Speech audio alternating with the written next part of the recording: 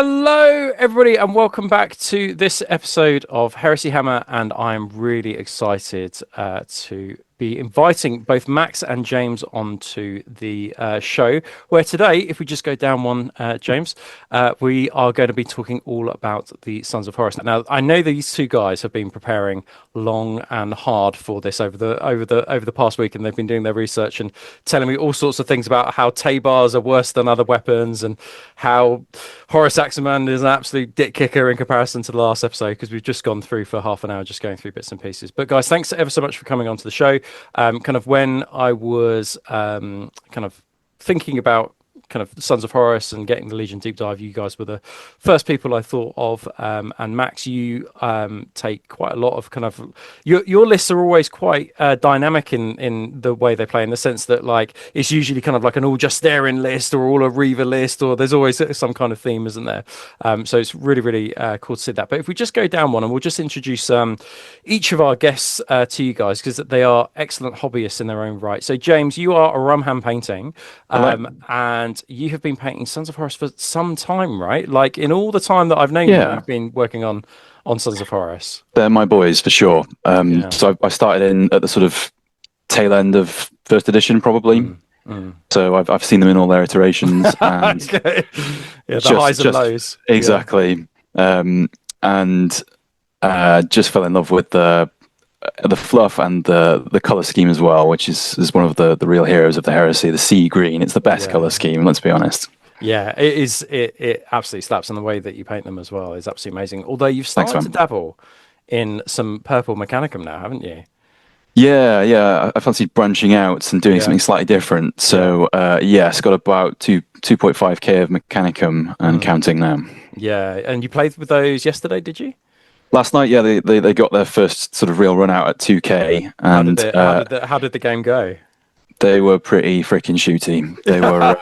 I brought the rocket. I brought the Karachnos and a Thanatar and loads of Thalax and some Castellax, and they just they did lots of shooting. Like practically everything was doing a status. So okay, yeah. I mean the Castellax and the Dartfire has like suppressives, doesn't it? And does the big? Did you take the Bombard or the Laz Thanatar? The Calyx configuration with the Solex Laz that does and that's shock. Got to have shock suppress as well, right? Yeah. Okay, that's okay. Cool. All right.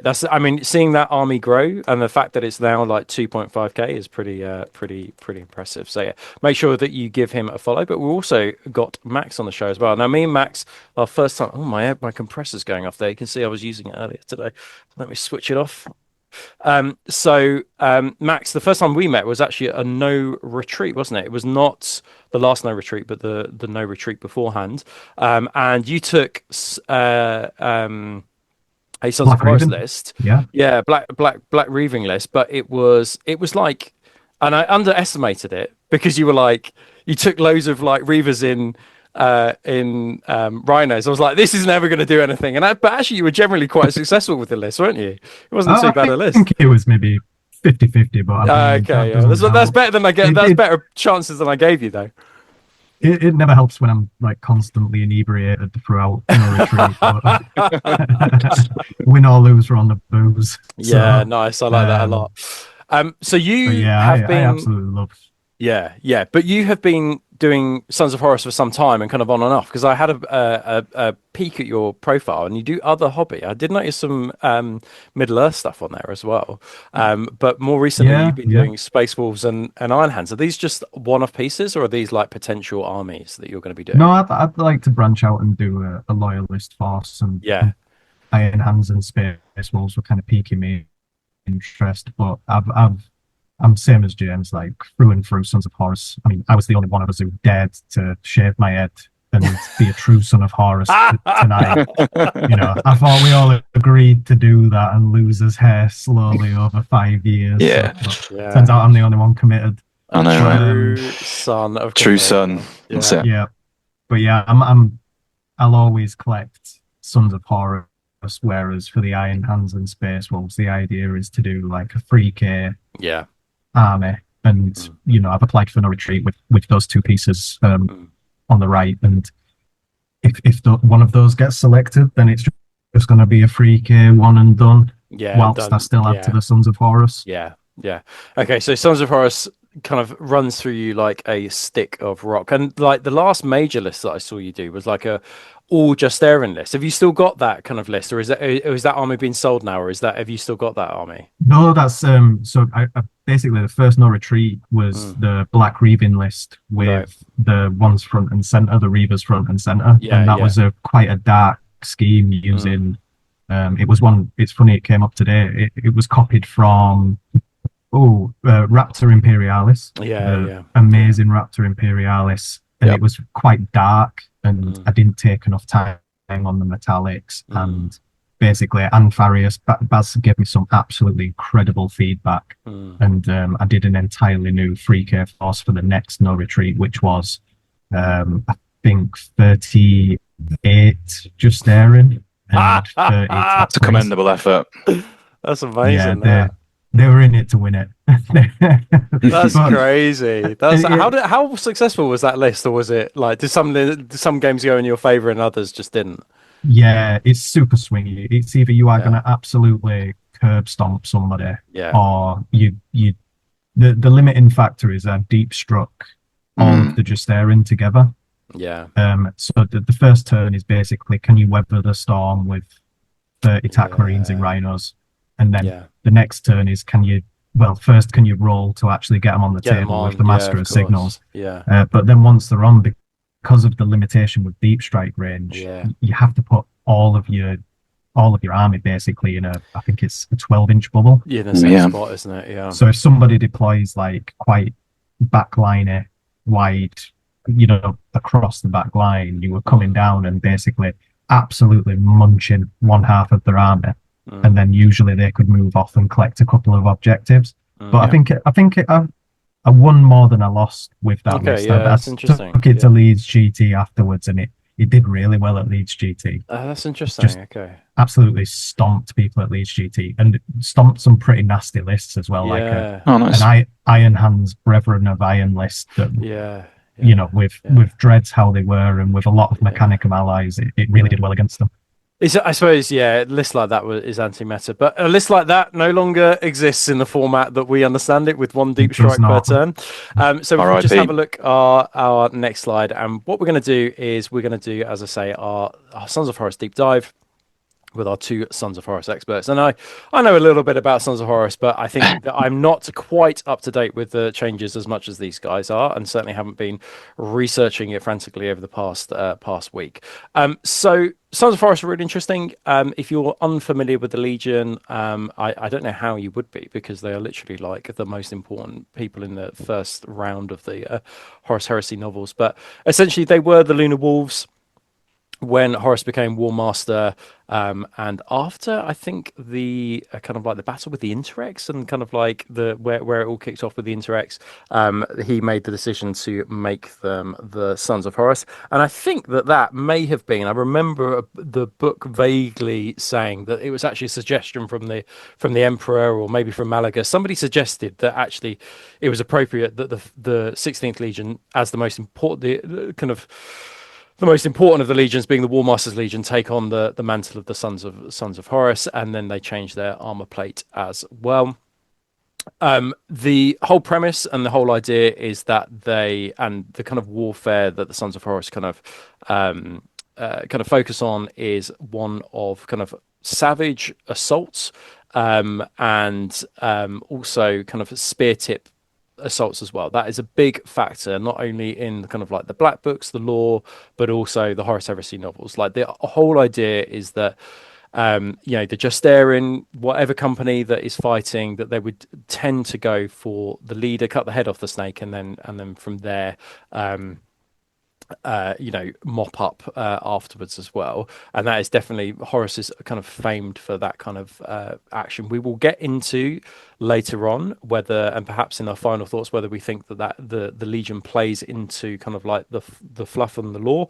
That is, we will save that conversation for a little bit later. The Sons of Horus come from and the Lunar Wolves come from Cthonia. It's really interesting. I often find that is they're portrayed, particularly as the Lunar Wolves, as such a kind of almost like the best and most noble of the legions. Not noble in a way that the Ultramarines are, but certainly heroic and brave and all the things that you would expect from warriors. But they do have this interesting kind of background of Chthonian gang warfare, which just sounds really like terrible. Like you just like Necromunda, isn't it? Yeah, literally, you just do not want to be a child growing up on Chthonian because it just sounds really, really terrifying and really horrible. It seems to be through the novels. It seems to be like a transition from the noble Terran, honourable, first among equals sort of style to then these just absolute degenerate gang savages. Degenerates is the word. Just waiting to shank you. The first among equals, that's definitely like that is definitely a phrase that kind of comes up time and time again in those first novels. And I think so from my perspective, in just the way that the Legion plays, and this I think goes from the first to the last, the most recent one. It's always been, I think, difficult to nail down exactly what the Sons of Horus fight like on the tabletop, I think.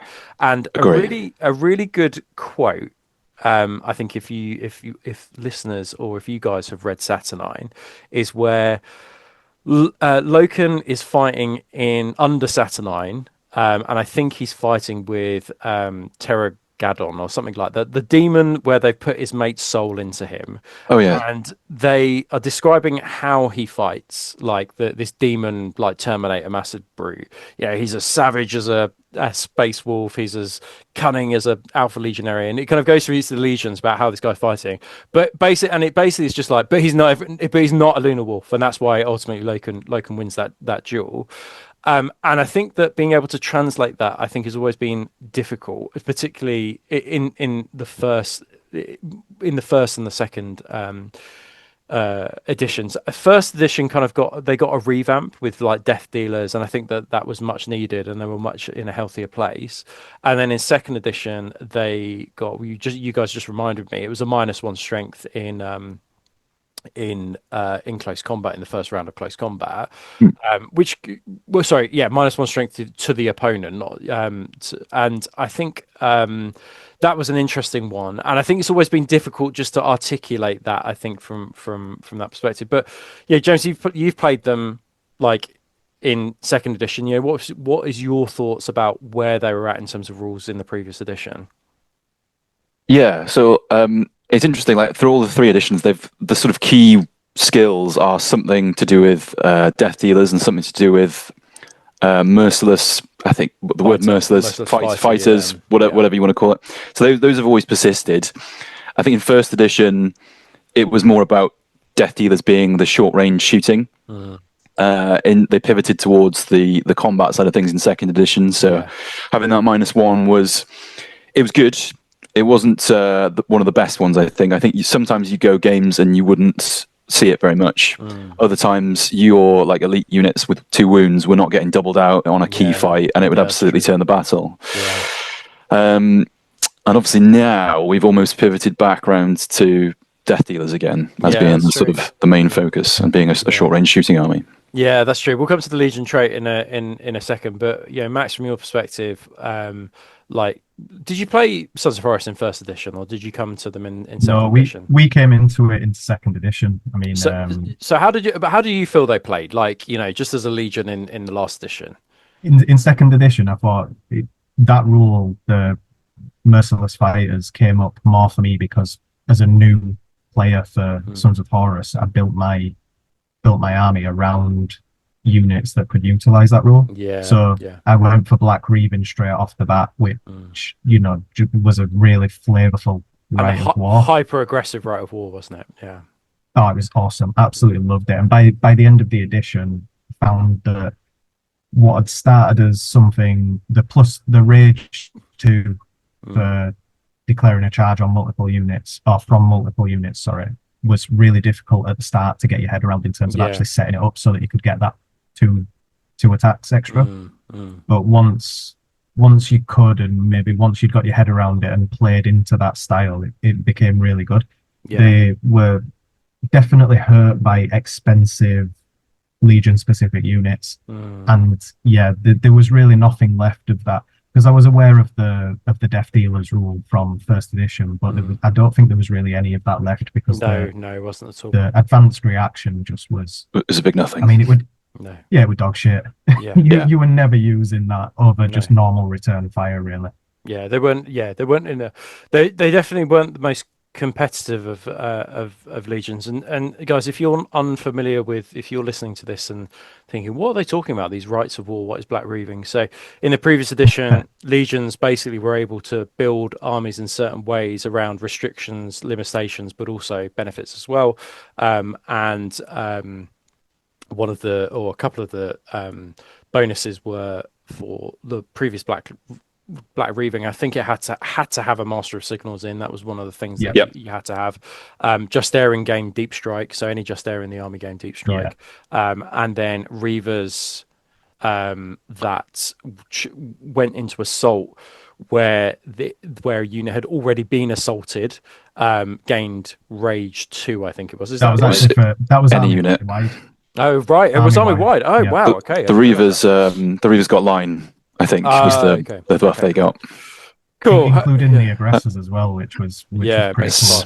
Yeah, I think Max, you raised a good point, if I may.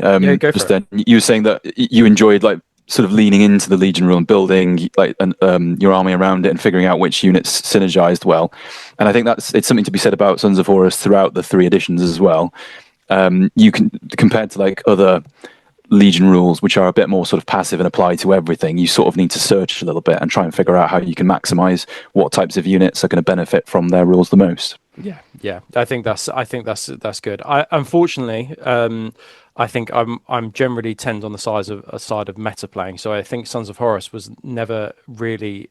I could never be a true Son of Horus because I was like including things like long range contemptors, which were just as useful in a Sons of Horus list as they were in any kind of list. But we'll move on swiftly from that. Right, let's have a look at our Legion then. Let's take a look at our next slide and let's go into it. So James, talk us through Death Dealers, how it works, your experience of it, and then we'll talk with Max about kind of what has it come up for him, what he thinks about it.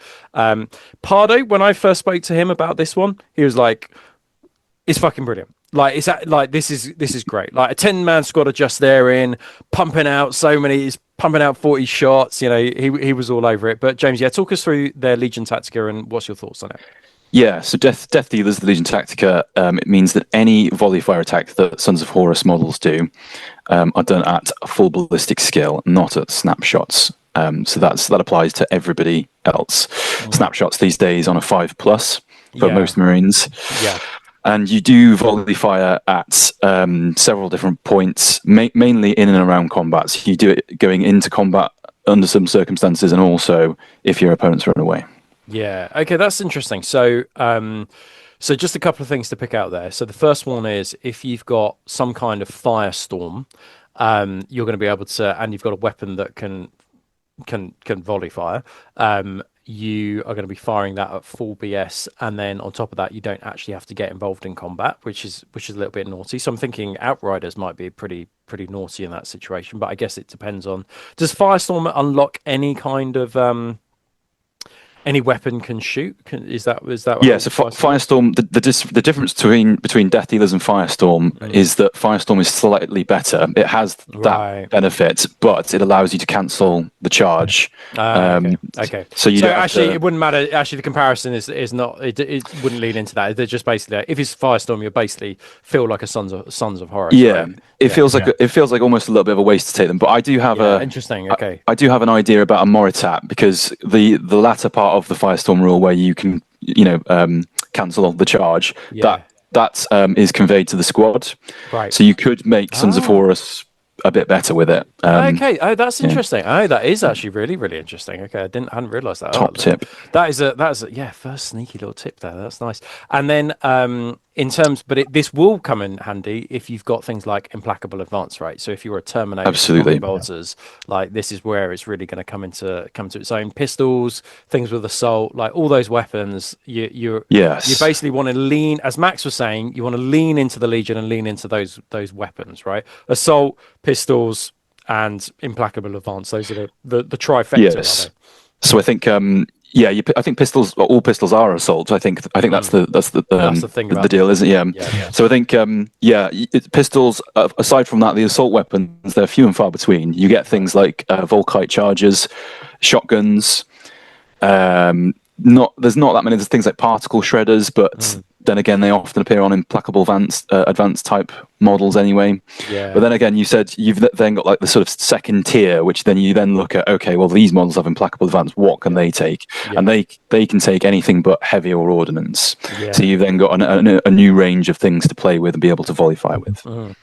That's really interesting. I mean, I just saw a squad of Volkite chargers on your painting table, and actually, a bunch of vets with Volkite chargers would be a really interesting prospect, right? Because they're going to be hitting on. So that's what I've done with them. So I've got some battlefield data on them. Cunning bastards, cunning as Maloghurst. There we go. So, Max, what's your thoughts on this? Has this come up for you in game so far? Have you been blown away off the board yet, or it hasn't, or is this been a It's not come up yet. Okay, interesting. I believe that's mainly because of the look of the draw in terms of setup moves. So I've had about 4 or 5 games, and really it all comes down to because my army is based at the moment around Justaerin. If you're close enough to just go into combat, which generally you're going to try and set up so that you don't have to have that setup move or anything like that, then you usually you're not getting that volley fire anyway. No, and I suppose that comes.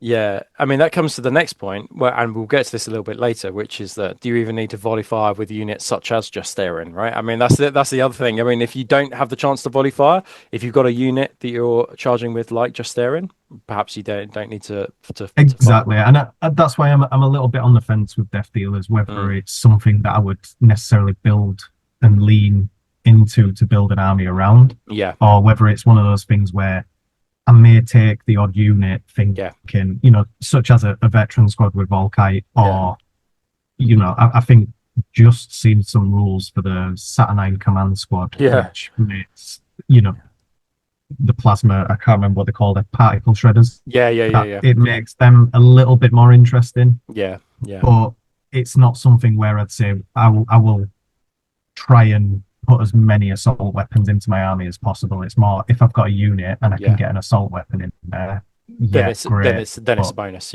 I suppose that, I mean, we'll go into the actual units themselves, because you can actually just ignore the Death Dealers and just build your list of using the auxiliary detachment, I think, and that offers some real good juicy bonuses anyway. Right, okay, let's have a look at what's next then, James, if we can just go to the next slide. So why don't you talk us through Merciless Strike, Max, and the Legion Gambit? So this is something that you can do in a challenge, right?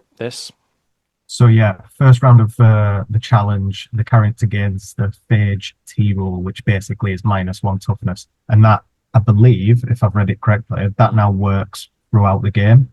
So it's just -1 toughness forever and ever. Yeah, okay, that's pretty awesome. I mean, like, even if my guy dies on the second round, if I manage to do a wound to him, they'll be stumbling around with like their Achilles heel that's been like rendered, and so that may be a common theme in terms of synergy and unit synergy going through some of the other units, but with this one as well, the other bonus is the Phage rule confers to the unit. It's not to the model like it used to be to the model when you had like the missile launcher for destroyers. That was a model gained -1 toughness. Now it's the full unit. So you could this is absolutely give a unit, and then let's say you've got your Justaerin in the background or your Chieftains in the background, just absolutely rinse the remainder of the unit, even if you lose that challenge. Yeah, that's a really good point, actually. Yeah, I like that. I like that a lot. James, what's your thoughts on the Gambit? So it's interesting. I think we just had a little chat about it before. I wasn't quite sure if it worked that way. I was sort of hopeful and optimistic because in a challenge, there are a few things that suggest that you sort of get removed from the unit and things like that. But I don't think it ever says you leave the unit. So I've sent an email to the FAQ. I've put it on Heresy Hammer, the rules chat, and everybody seemed to think that it worked that way. And also, I was at Goonhammer, and the TOs ruled it that way. So I think the data is mounting up. So cool, I think I think, bearing in mind that it works that way, I think it's a really good gambit. Yeah. I think it's a nasty, spiteful little thing, and it's got loads of flavour. Yeah, so that's really good. like Yeah, it. I like that. I like that. Yeah. Just cut your opponent's like Achilles tendons, and then like watch them hobble away as even if you die. I like that a lot. Okay, cool. And then the only other thing I would say is that this will in the second round. So if I do a wound in the first round of combat, in the second round of combat, the unit's going to be easier to wound because their toughness has gone down, presumably. Yeah. Okay, that is very, very Sons of Horus. So I think it's worth mentioning with that. I don't believe, obviously, it won't affect the enemy model in the first round of combat. So obviously, you're not getting that +1. Yeah. It may be +1 to him, but -1 toughness in that first round of combat. It's something that, for me anyway, this one's a bit of a force multiplier. It's trying to affect the unit / if I lose that challenge, I'm not bothered because it means I've completely, like I said, I've gimped that unit, and I can probably get rid of them. Yeah, that's nice. Yeah, I like that. I like that a lot. Yeah. Cool. Okay, let's have a look at the reaction. So, James, talk us through Warrior Pride, because I absolutely love this, and I love the idea that Abaddon can just like be like, "No, Lorgar, I'm not fighting you today." Absolutely love it. All right, it's got some comic value, but I don't think it's very useful most of the time. Yeah, I think Games Workshop have decided that Sons of Horus are not allowed to have a Legion reaction that is any good. So holding out hope for 4th edition, but anyway, so when you declare when your opponent declares a challenge, you can spend a reaction point to ignore the challenge with no penalty, but only if their weapon skill is lower than any of the people in your unit that is available to take the challenge. Yeah. So it's niche. I think aside from comic value with Lorgar, it might have a use with if somebody's able to buff their weapon skill, because it refers to the base weapon skill. Right. So if they're somehow coming out with like +1 weapon skill, and you think, no, you're not, you might as well do it then. Yeah. Okay. That's interesting. I think the only thing I'd say is that it negates this reaction, actually prevents you from using the gambit because you're not in a challenge. So if you decide to use this, you're then like, okay, well, my gambit is now completely irrelevant. So so you can either have one or the other. But unfortunately, Games Workshop have said to the Sons of Horus, you are not allowed both of these things when you're doing a challenge, which is and there's a further anti-synergy as well. Yeah, if you look at the we'll get to it, but it is the prime advantage, which also benefits being in a challenge. Okay. Okay, that's interesting. Okay, cool. Okay, let's have a look at the next thing. So this is really exciting. We'll get Max's thoughts on this one. So this is the Supremacy cadre. Max, talk us through this and how it basically works. And I was alarmed to see that it was not an Apex detachment when I first looked at this. I was like, whoa, talk us through it. Best thing about it, it's just a simple, bog standard, simple auxiliary detachment. And you get 1 veteran, 1 shock assault. Is it shock assault or heavy assault? Heavy assault. I think shock is the detachment, isn't it? Yeah. And then 2 troop slots that are both prime advantage slots. And that is just awesome because it means, generally, I don't know about you guys, but I'd be running maybe 3 tactical squads at the most. And every single one of those tactical squads can be combat veterans. Yeah. So straight away, that's brilliant. I get a cheeky elite squad in there, which could be Justaerin, and as we've alluded to in this previous conversation, the Reavers, heavy assault, so they can slot in there as well. It's like a really cool Legion specific. You can run all of your nice Legion specific toys in this particular auxiliary detachment. Yeah, it's nice. James, what's your thoughts on this one? Yeah, I haven't got a bad word to say against it. It's absolutely great. I think it's flavorful as well because as Max said, it allows you to have all your basic dudes with just being combat vets, and that for me that is just we're Sons of Horus and we're better than you, we're better than everybody else because all our lads are. In terms of like real world data, that's in one of my first games against Ash. Like I didn't value combat vets at all, and kind of I was looking at my tactical squads and thinking, Well, I don't really think I'm going to use the Master Sergeant rule, so I'll just stick combat vets on them all. It kept me in the game massively. That chance to avoid a routed status or pin status. I think I passed 1 by 1. So the combat vets saved me on an objective at one point.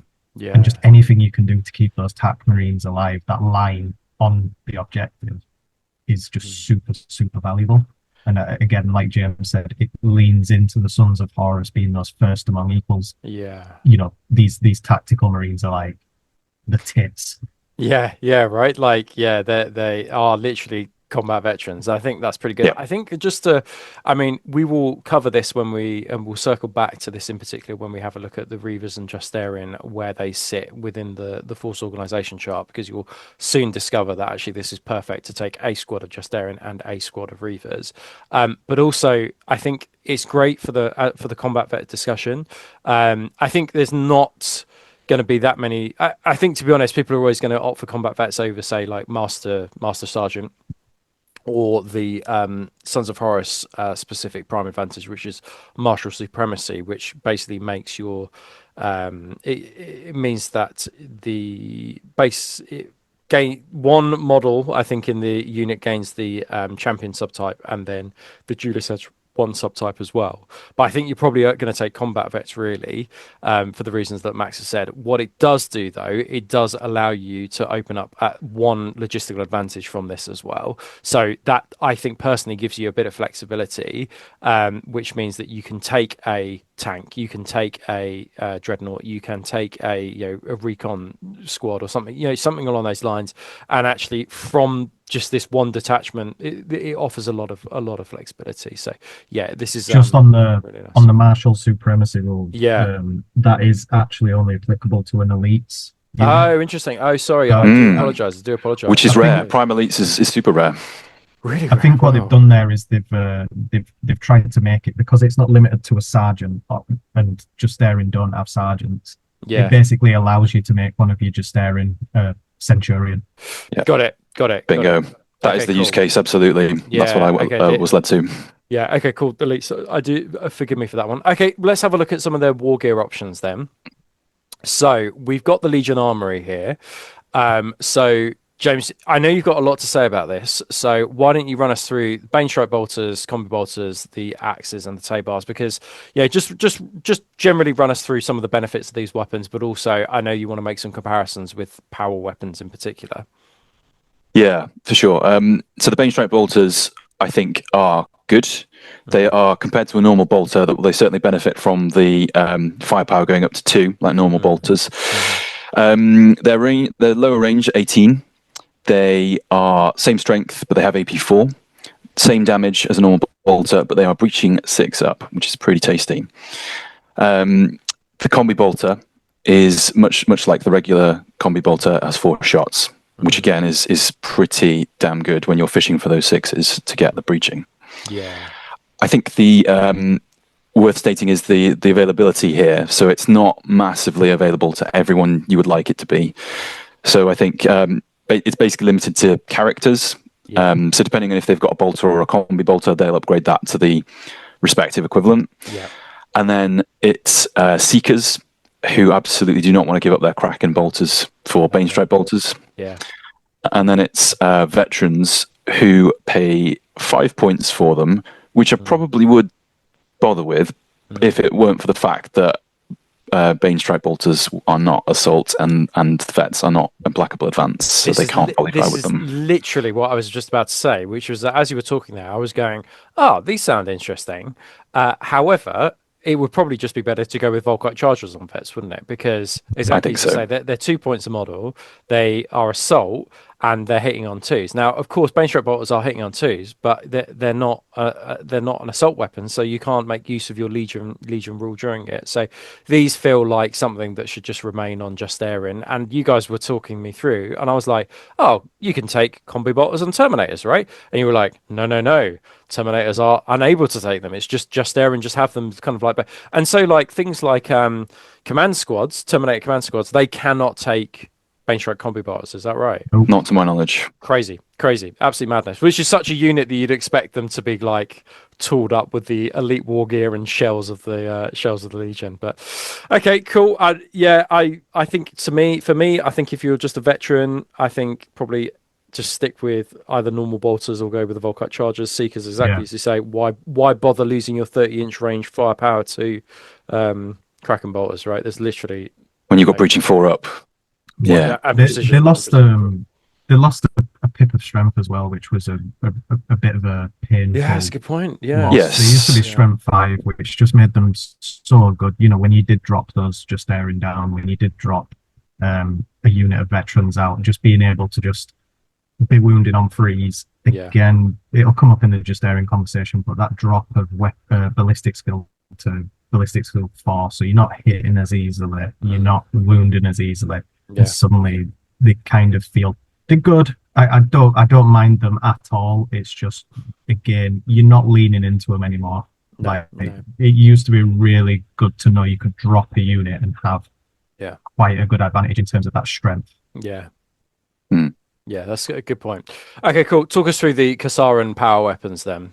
Yeah, so this, I think, for me, might be the worst bit of rule writing for the Sons of Horus rules. So they existed in the previous edition, and they went through, in 2.0, they went through a bit of a change. We started the edition with the Power Axe, which was not very good because it was a specialist weapon. And then they introduced the Tabor in Siege of Cthonian book, which was quite good. So it was breaching 4 up on initiative, which was decent. So these ones, on the face of it, they don't look too bad. So the Kasaran Power Axe is basically a Power Axe with Shred 6 up. Nice little upgrade. Yeah, so Shred, just to remind everybody, on a Shred, so that's a wound, and if you get a 6 up on the Shred, it does an extra pip of damage, doesn't it? So it will do damage 2 on those 6s. And the Kasaran Tabor goes at -2 initiative, at attacks is +2 strength, AP 3, damage 1, breaching 5 up, shred 5 up. And that actually doesn't look too bad, but the problem comes when you start to look at the costs of these weapons. So you don't, unlike other legions, you get to swap out power weapons for their specialist war gear.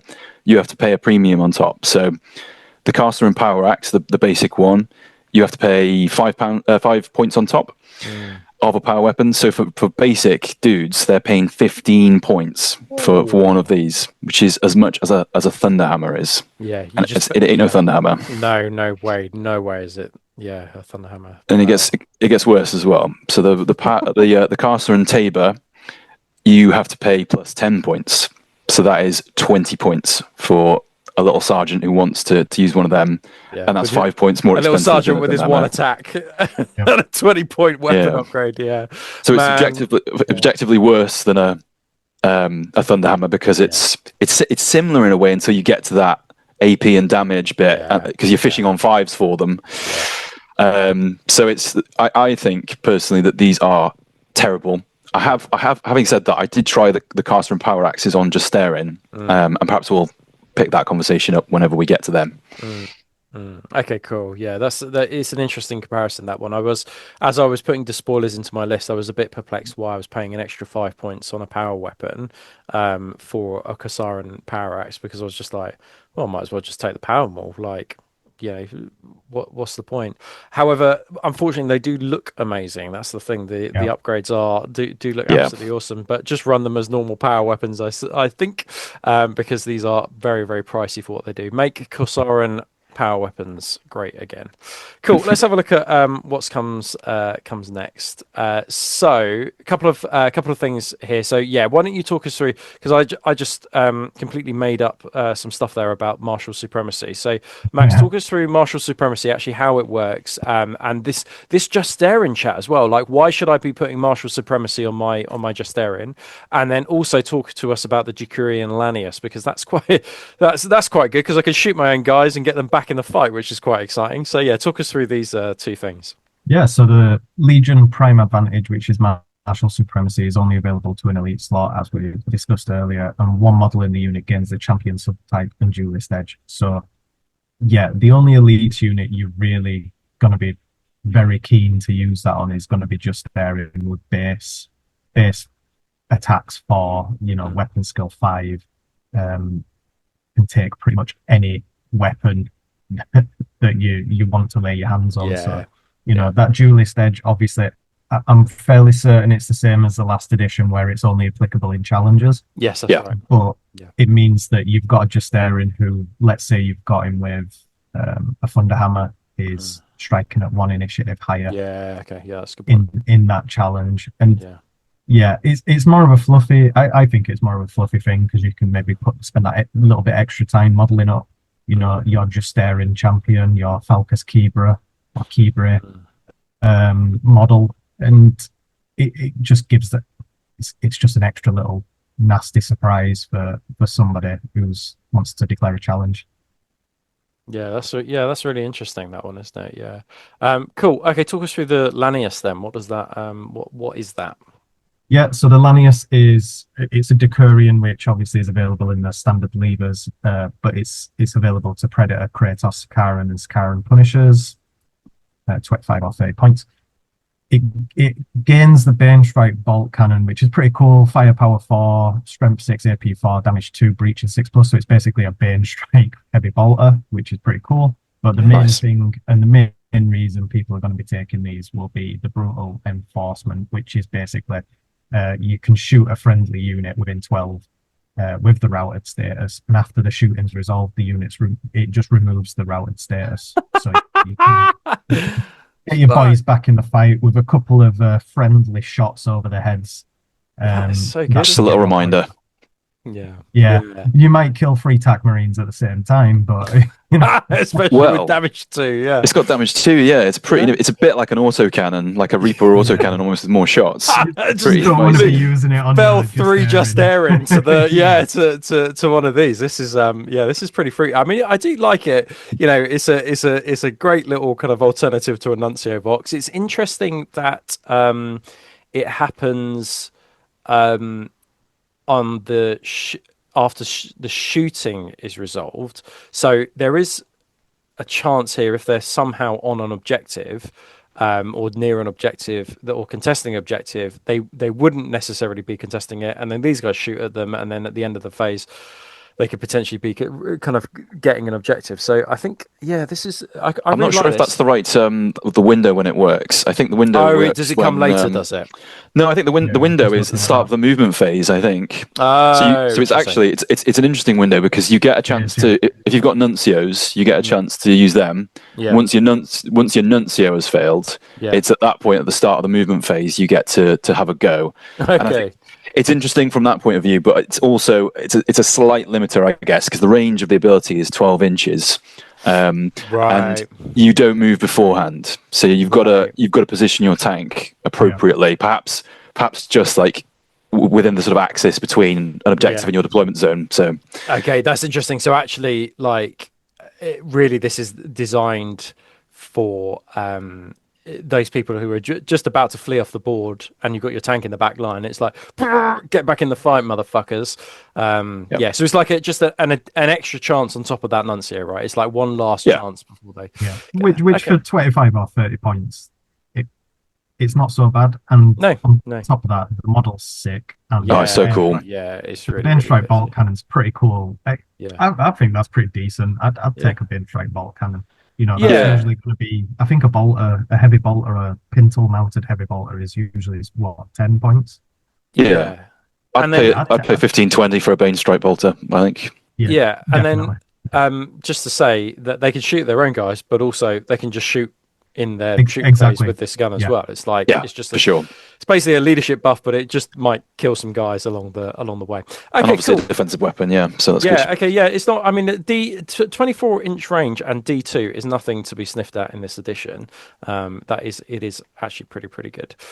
Cool, awesome. Right, so all in all, a range of pretty good and decent rules. Some interesting kind of conflicts in terms of their Legion reaction and then their gambits, but all in all, I think if you lean into it, it's pretty good. However, if you chose not to lean into it, it's okay, because there are an awful lot of units that are pretty good. So if we have a look at our first unit here, so James, The Justaerin, so I think from a modelling point of view, just to say, I think Sons of Horus players were like rubbing their hands together, seeing the salty tears on everybody else's face when these were leaked, and then the Justaerin kind of like they were just there being like, yes, my boys survived the we can take cull. anything. Yeah, and the range of stuff that they had access to was pretty incredible, and the fact that their stat line was pretty incredible. The fact that they've got 4 attacks in comparison to a lot of other Terminators, and the fact that they're Vanguard 4 as well, they come with the Bane Strike combi bolters, all of that is really, really nice. I think personally we will see these guys, it wouldn't surprise me if we see a plastic new Cataphractii box set and then resin torso upgrades for the iconic. Oh man, look like that. It wouldn't surprise me if we see that'd be so good. And Justaerin first. I think. I think we're going to see all plastic. I don't think you reckon it won't be a resin upgrade. It will just be a plastic upgrade. I think they're just going to go full balls out. Okay, love that. I hope you're right. Really exciting. Can't wait. I'm holding I off. I hope I'm wrong because I don't want to have to redo 45%. Fair. Okay, James, talk us through the Justaerin and why I should be taking them as a Alpha Legion player. Sure. So they are the best of the best. They are the first company elite in Cataphractii armor. They pop up a lot in the books, so you get a lot of flavor from their fluff, and they're basically just like SAS, brutal motherfuckers. Totally, yeah. So they are an elite slot, and they cost 275 points for 5 of them, which is, I believe, the same number of points as Knights Cenobium. So comparable to them from points value, and I think probably the same 50 points for an extra one. Yeah, similar to Varagir as well. Yeah. Their stat line. So I won't go over the Cataphractii stuff, but the stuff worth noticing is the 4 attacks.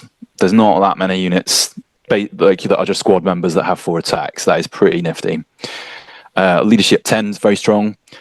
Effectively, they've got cool 9 because they're heavy. Yeah. So a decent range of stats basically. And the other number you want to pay attention to is the fact that they've got Vanguard 4. So opportunity to get points on the table is high here. And I have managed it more than once, so it's not impossible. But the fact that they are heavy and they're slow and purposeful, the fact that they're only setting up 1 inch does make it slightly more difficult. Yeah. In terms of what they come stock with a Bane Strike combi bolter, and as we mentioned before, they are very good. So that's 4 shots. So you're pumping out an awful lot of shots, and then you will end up with a decent amount of 6s. So it gives the Justaerin a decent threat range, I think you'd say. So you can, especially because nowadays you can shoot one thing and charge another. It means you can, as soon as you're within sort of 12, 18 inches of the opponent's wherever they're set up, you can start causing havoc, really. You don't have to rely on that final charge. They can take basically quite a lot of things. You can give them Thunder Hammers, which I think a lot of people are going to give. Weirdly, the list entry offers up Caster and Axes as a 5-point upgrade, but it doesn't mention Tabers, weirdly. Oh, okay, interesting. I assume it's because Tabers are on the model, two-handed as well, like on the actual model. Which no longer exists. Yeah, true. Which doesn't exist, yeah. They can also, I think we mentioned before, that they can take, they have a slightly higher range of weapons that they can take, which includes a multi-melter. I think probably that was better in the previous edition when it was twin-linked. I think now one big thing that I missed, Justaerin are no longer ballistic skill 5. I think that is significant. Yeah. So I personally, I am not an advocate of taking a multi-melter, even though it's tasty, because you are going to miss. Yeah. Okay, that's interesting. And just to say, I was alarmed by that cool 8, but because they're heavy, they get +1 to their cool checks, don't they? So they're actually act as cool. They're essentially cool 9 on that. So they stick around. I think this is one of the only this is the only unit I've tried Caster and Axis on, because for Justaerin, it's the economy that I mentioned before is slightly different with Terminators. So you pay £5 points extra for the Caster and Axis, but actually because Terminators pay +10 for Thunder Hammers and stuff like that, it doesn't feel quite as lame. So so actually, I've given it a go, and it sort of gives you that punch at the higher initiative, whereas you could just have everything at Thunderhammer initiative. Yeah. So for me, it's I'm not sure if it's worth 5 points still, but I'm trying it out, and it's come off a couple of times, and it's not bad. Okay, So and can I ask about lightning claws as well? Are they +2 attacks if I have a paired lightning claw, or is it yes +2 attacks? So these guys will have 6 attacks, which does seem appealing. But I think I because I like the Bane Strike combi bolter so much, I feel like I'm not gonna do it. So if you okay, yeah, that's a really good point. Which is if you do a double pair, you can get all the attacks in the world, but you're gonna lose like 8 shots because of 4 from shooting and then 4 potentially from volley fire as well. So and then maybe another 4 when the enemy runs away at the end. Yeah, of course. Yeah, that's a really, really, really good point. Yeah, Max, what's your thoughts on these guys? So very, very similar to James on the lightning claws. I would say Justaerin work really well, I think, with a really mixed loadout. So you don't ever go all lightning claws, you don't ever go all chain fists. One lightning claw Justaerin is more than enough to absolutely rinse a tactical squad. Yeah. So if you are just running a 5-man squad, you're probably going to be doing a lot of damage with just one lightning claw Justaerin. Obviously, I can't remember the term, but comparison is the death of, I can't remember what it is, but dropping down to ballistic skill 4 is a real killer. I think the big problem for me with Justaerin is they've upped the points of Justaerin but then reduced the stat line. So whilst they've got the Vanguard 4, which is really good, and it means you're gonna absolutely hammer some points if you can get to an objective and if you can take that objective from somebody. You've lost that ballistic skill 5, which was really useful with the Bane Strike bolters. You've lost the +1 strength from the Bane Strike bolters, so they're not wounding as effectively. The multi-melter just isn't as good now because you can, for example, drop in and get that lucky explodes result. It's a good point. Yeah, on a Land Raider or even a Spartan or something like that, which used to come up for me more than you'd imagine. Explosion would be coming up more than you can imagine.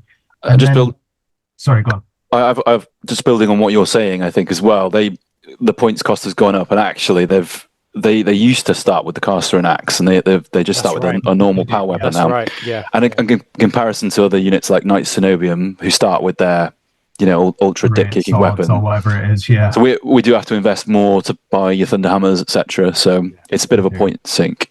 Can I? And then. Sorry, Max, go on. Finish your point. No, finish your point. Yeah, and delivery is the main. Yes, that's the main issue. I was going to ask you this one as well. It's just the biggest killer I found with Justaerin. I ran big units of them, and the prevalence of 2 damage, as we said before, is just an absolute killer for Justaerin. Not to mention the fact that Cool 8 is not bad. I can't remember which one Graviton works against, but basically Ash just high played me with Graviton and just completely nerfed me.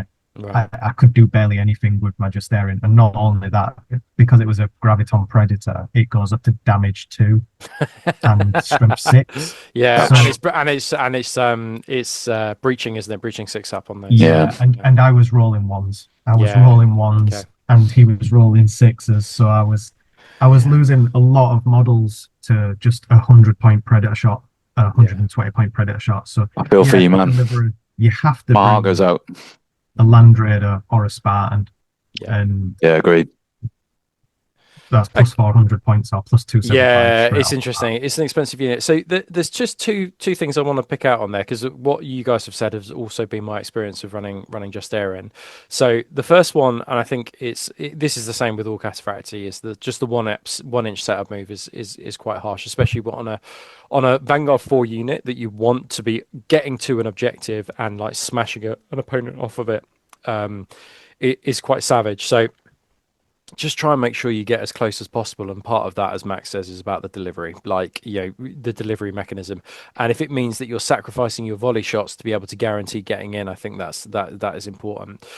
One of the things that my second point is about chain fists. So chain fists are really interesting because they're at -1 attack, which means that they're a little bit unappealing to take, but I think they have armor bane and they go at strength. I think it's +6 strength as well. So they are quite important for anti-tank, especially in this world of where tanks are much more survivable. But I feel Justaerin are quite good with a couple of chain fists thrown in, because you don't because they've got 4 attacks base, you don't really feel the absolute hurt when you lose one of those attacks on chain fist. So even if you just throw one in with a chain fist, it's probably enough and will do the damage. I think it does some kind of horrendous damage, like damage 4 or damage 3. Yeah, it's pretty bad. Yeah, and you're hitting on 2s at that point anyway, so you only need 3 attacks. I think. Yeah, and then just my final point on these, which is what I found, which is that I think just beware the volley fire, which is that one of the things I would say is that because you can volley fire so well, is that the temptation will be for your opponent to take those models closest from to the Justaerin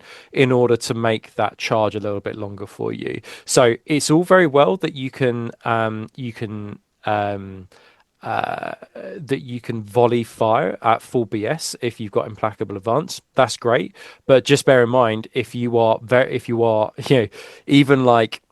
If you are 7 inches away from your opponent and then you do your 1 inch setup move, like it might be that they just take 1 inch worth of models that you've just killed with your volley fire, and then you're not going to be able to make the charge. And if you can't make the charge, you roll for it, you fail it, and then you have to do a stun check. So I think these are just all factors. Like, don't think that we're not saying Justaerin aren't good. They're very good, but I think they're just all factors that you've got to. They're like a surgical scalpel. There's lots of things that you've got to consider when using them. And the double-edged sword with the volley fire is it's great if you can get it off, but if you have got a big unit of Justaerin in a Spartan or Land Raider, and you've got the option of setting up, deploying them 1 inch away from the enemy or 4 inch and maybe getting a volley fire, you go 1 inch every time, because you want these guys in combat and you want them taking the vanguard for every time. So the volley fire is great, but never lean into it or never position yourself so that you have to use the volley fire if you've got the option to just guarantee getting them into combat. Guarantee the charge. Yeah, that's interesting. I think it's worth restating though, but like we are talking about it offensively a lot, but you do get to volley fire on the defensive as well. Yes, that's a really good point. That is a good point. So there is more use than you think, and I think I was thinking about using it on the defense a lot. And one thing that it's slightly unrelated, but it did come up. I feel like Space Wolves, because they get that extra setup move distance, they feel like a bit anti Sons of Horus to prevent you from getting that off. Yeah, that's a good point. Actually, I hadn't really considered that. That's a good point. Yeah, you're right. My whole, because they're Vanguard 4, my head is totally skewed towards the fact that you're going to be using them offensively, but actually as an opponent you're going to run a massive risk trying to charge these guys, because they're just going to blow you away with their like 20 Bane Strike, like breaching 6-up shots. So yeah, just bear that one in mind. And because you're volleyfying and it doesn't take up a reaction point, you can obviously like use a movement reaction in the movement phase to move back to the extent where they can't just set up move in to at least give you that if you want. Cool. One final thing. Go for it. Very final thing. It's only a small thing that just came up in the. As we said earlier, it's very rare to get a prime slot for elites. Yeah, the Apex. You've got the option of using the Sons of Horus specific one and making one of them a champion, but combat vets on Justaerin is actually also like pretty useful. You say that, but I don't think combat vets improves things beyond 10. It takes the cool up to 10. So you have cool 10 as well, which arguably is, it's pretty good actually. That's pretty fruity. That's really fruity. Yeah. Okay. And it's something that, like I said, it does come up. And you will pass by one. And yeah. Okay, cool. Lots of chat about Justaerin. Let's have a look at our next unit, which is a fan favorite, which is Reavers. The models are looking probably a little bit dated now, I think. Derpy. You saw some of Max's where he used the, I think, Tortuga bodies, which probably look a little bit better. I suspect these guys will get a Mark IV upgrade and then kind of like some kind of upgrade helmet kit and backpack kit as well. I have heard whispers. I can imagine that they'll do like the head, the backpack, and maybe the torso if the torso is separate. But I don't like they haven't done a lot of separate torsos for. If you look on the actual unit page for Reavers in the Liber, I I would imagine something That's like how that. they'll be. Okay, cool. Yeah, they do absolutely look like dick kickers. Cool. Max, talk us through these Reavers then. And I suppose the first thing I just want to draw out though is that they are a shock assault. So when we go back to that Supremacy cadre, Yes. we got elites, we got our Justaerin that fills our elites, and now our Reaver attack squad can fill our heavy assault, our shock assault, whichever one it's called, the symbol with the Terminator in, which is great because we've got 2 elite units being used in one auxiliary detachment, which is really nice. But yeah, talk us through this one and what's your thoughts on this one? Yeah, so very much. I'll use a comparison. They're very much Legion assault veterans with no jump pack. Now they come in slightly more expensive than Legion assault veterans, even with no jump pack. And for that, you get precision 6, which may be useful, may not be useful. You get chain axe as a standard for that extra. I think it's 10 or 20 points more than a Legion assault squad. And you also get the option to take a special weapon, so Volkite or Melter, Plasma, your usual special weapons, 1 per 5.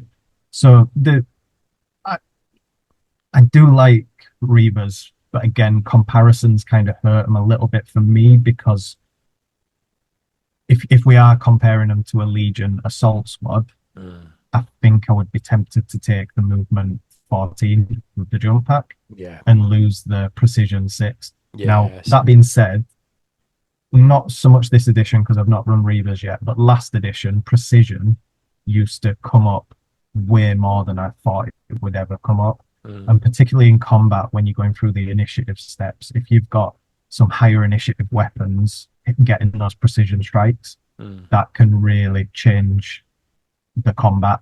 I think in one game, again, not this edition, but managed to kill a Centurion with an attack before he got to strike back with his power fist. And that will come up. That 100% will come up, especially if you've got your damage 2 weapons, which I believe chain axes, are they shred now? Yeah, Shred's 6 up still, I think. Yeah, they're just +1 strength on chain swords. Yeah, so you will get those damage 2 shreds. They will come up, and the volume of attacks, again, 3 attacks is nice. So still a really good unit. You're still getting Vanguard free. Personally, I still love the resin, old tiny boys, and you know, as a short man, you know, I can't knock these tiny boys. Nice. The Legacies gave back the Reavers with jump packs. I think I want to say they're coming at around 165 points. Something 165, something around that. So for 5 jump packs, that's pretty reasonable. But exactly as you say, they are quite a bit more than Vanguard vets for quite a similar role and job and stat line, I guess. However, would you pay that 20 points, I think it is, to put them in a heavy assault slot, which I actually, it only came up in a conversation with James earlier this week, but I actually think that's maybe gone a little way to justifying the price, especially because you can take, I think it's the heavy assault auxiliary detachment, as opposed to a veteran apex detachment. I see. Okay, that's value for sure. You want my 2 cents? Yeah, go for it, James. I'm probably more down on them than the Max is. I think they're just way too overcosted, but there are a few positives. I think an additional thing they did gain is that the Chieftain now is leadership 9, which is not too bad. That's also what I don't think veteran assault squads have that. So that's one extra thing they have apart from the precision 6. I think another interesting thing is that they, unlike a lot of sort of elite style combat units, they are able to take Vexillas and Nuncio Voxes. So that gives them a bit more flexibility. Okay. Have we got another slide for the aggressors, or is this it for the? I think this is just it for the aggressors. So even more interestingly, if you go in the Legacy book, the Reaver aggressor squads also get that option because they've just done a lazy copy and paste, and I think that's pretty unheard of for a jump back. Yeah, it is completely unheard of because you can't take you can't take nuncios on any kind of jump packs. I don't think on units at all. Or Vexillers, yeah. Vexillers, yeah, that's crazy. We're the first among equals. Well, this Warmaster siphoning nuncios and Vexillers to you guys, like some dickhead firing through the sky with his radio set. Okay, that's I hadn't really let that. That's surely got to. When somebody from the team watches this episode, that's going to be removed immediately from. Yeah, sorry everyone. From the PDF, right? Okay, cool. Okay, well, let's have a look at what is next. I think we're probably going to move on to the characters, and I think. Yeah, we'll just quickly do this one and then we will take a break. So the Chieftains are, interesting unit. So, Max, you've been working hard on a Chieftain unit, right? You've been kind of like made them out of, you've done some mad converting with the Chieftain unit that you've created. Using the old plastic Death Guard heroes. Yeah. So a lot of green and stuff. So let's find out if the effort was worth it. Talk us through the Legacy Chieftain unit. So Chieftains... Again, I'll work on a comparable. The closest comparable is a Praetorian command squad. They're taking up a retinue slot, and they come in slightly more expensive than a Praetorian command squad. So they've got the usual weapon skill 5, ballistic skill 4, wounds 2, 3 attacks, 2+ save. But then because they've got the boarding shield, they go to a 5+ invuln, which the Praetorians don't get. Now that also gives them the heavy subtype, I believe it's called. Which obviously knocks that. Is it the cool up to 9? Cool up to 9. Yeah. Which again, quite useful. But for me, I just absolutely love their special rule, which is the honor above all rule, which is if they've joined a character who's in a challenge, they don't have to win the challenge, they don't have to wound in the challenge, but they gain +1 to wound. So you can pair that with the phage rule. From the Legion specific gambit, and let's say you've got these guys with something that's +1 strength, they're going up to strength 5, so wounding normal Marines on 3s, then they've got the +1 to wound, wounding on 2s, which I like. I just think these guys are really cool. Yeah, this is not a unit you want to use your advanced Legion reaction on, is it? You don't want to avoid the challenges. Yeah, absolutely not. This is not the unit to be using this on. No, there is a big caveat that I think James will go into, which is basically on the guy who you want to go with this unit has to have a boarding shield as well, and that's really it. Now, the other thing I'd say is they become a lot of points when you start adding power fists and power weapons, especially the old Kasauran power axe. But for me, this as a modeling opportunity and as just a really, really cool unit, I think these are up there. As soon as I saw the stats for these in the PDF, I was like, these trump even Justaerin for me. I think these are cool as fuck. And I think I'm right in saying because they've all got shields, they can all do the shield wall. Shield wall. So, it should be said as well. They can take a Legion standard as well, which is 20 points. That's nice. Yeah, that I think the +2 to the combat res is actually really, really good. Really good. I like these. Yeah, I think they're a good unit. They're a solid unit, but they have got a few incongruities. I think again you've got Bane Strike Bolters that come as standard, which is good, but you can't volley fire with them because there's no implacable advance or anything. As you say, they can get quite expensive. What I tend to do is run 5 power fists and 5 chain axes, and then your chain axe dudes are just your sort of ablative wounds. But I think they're really strong. I think they really benefited from having from the general trend where there's no +1 for having 2 close combat weapons. So now it's just gone into the stats. So before they weren't getting that anyway. So my old unit were fighting with 2 attacks with a fist. Now they've got 3. So they're objectively better in that respect. And I think I do like the flavour of the rule that they have, but it's a little bit tricky. I think it'll work well with the chain axes, but I think if you my fists, for example, if you imagine yourself being in combat and how is a +1 on the wound chart going to help a power fist? It's generally against things like dreadnoughts, and if you're fighting dreadnoughts, are you also going to be in a challenge as well? I think that's going to be a rare occurrence with a combat with all those different elements. So I think it's got limited usage, but it's not terrible. It's not bad. I think the other thing that you mentioned about the who leads the squad, who do you stick in there? They have to have that boarding shield, in my view, because they're only cool 8. They need that boost. So champions are a no because you can't give champions anything these days.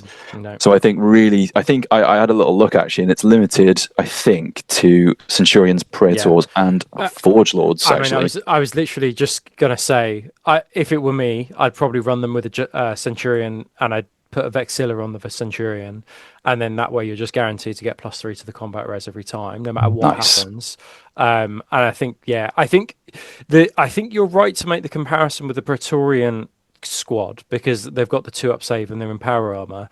I wonder whether the comparison between a Tartarus squad is also a useful one to make, because the Tartarus is 2-up, 5-up. They don't have heavy, but they do. I assume they've got implacable advance Tartarus terminators, so they can fire their volley shots, but they don't. But then they don't have the Bane Strike bolters, so it's kind of like it's a lot of kind of going backwards and forwards. But I think that the comparison people will probably make is one with the Tartarus Terminator command squad. And if you're going to do that, you can just you can take a standard and you can add a Centurion in, and the Centurion doesn't need a boarding shield as well. So, which is an interesting one for these guys really. But as you say, Max, the actual rule is really cool, but it's going to benefit, exactly as you say, taking fewer power fists and taking more weapons like power swords and power axes and things like that, where actually like that +1 wound will make a difference and be slightly cheaper. Delivery wise as well, again, you've just compared them to a Tartaros, which is actually a pretty good comparison. Tartaros coming in actually quite a bit more expensive. But, you can't stick Tartaros in a 40-point Rhino. No, and that is a very, very good point.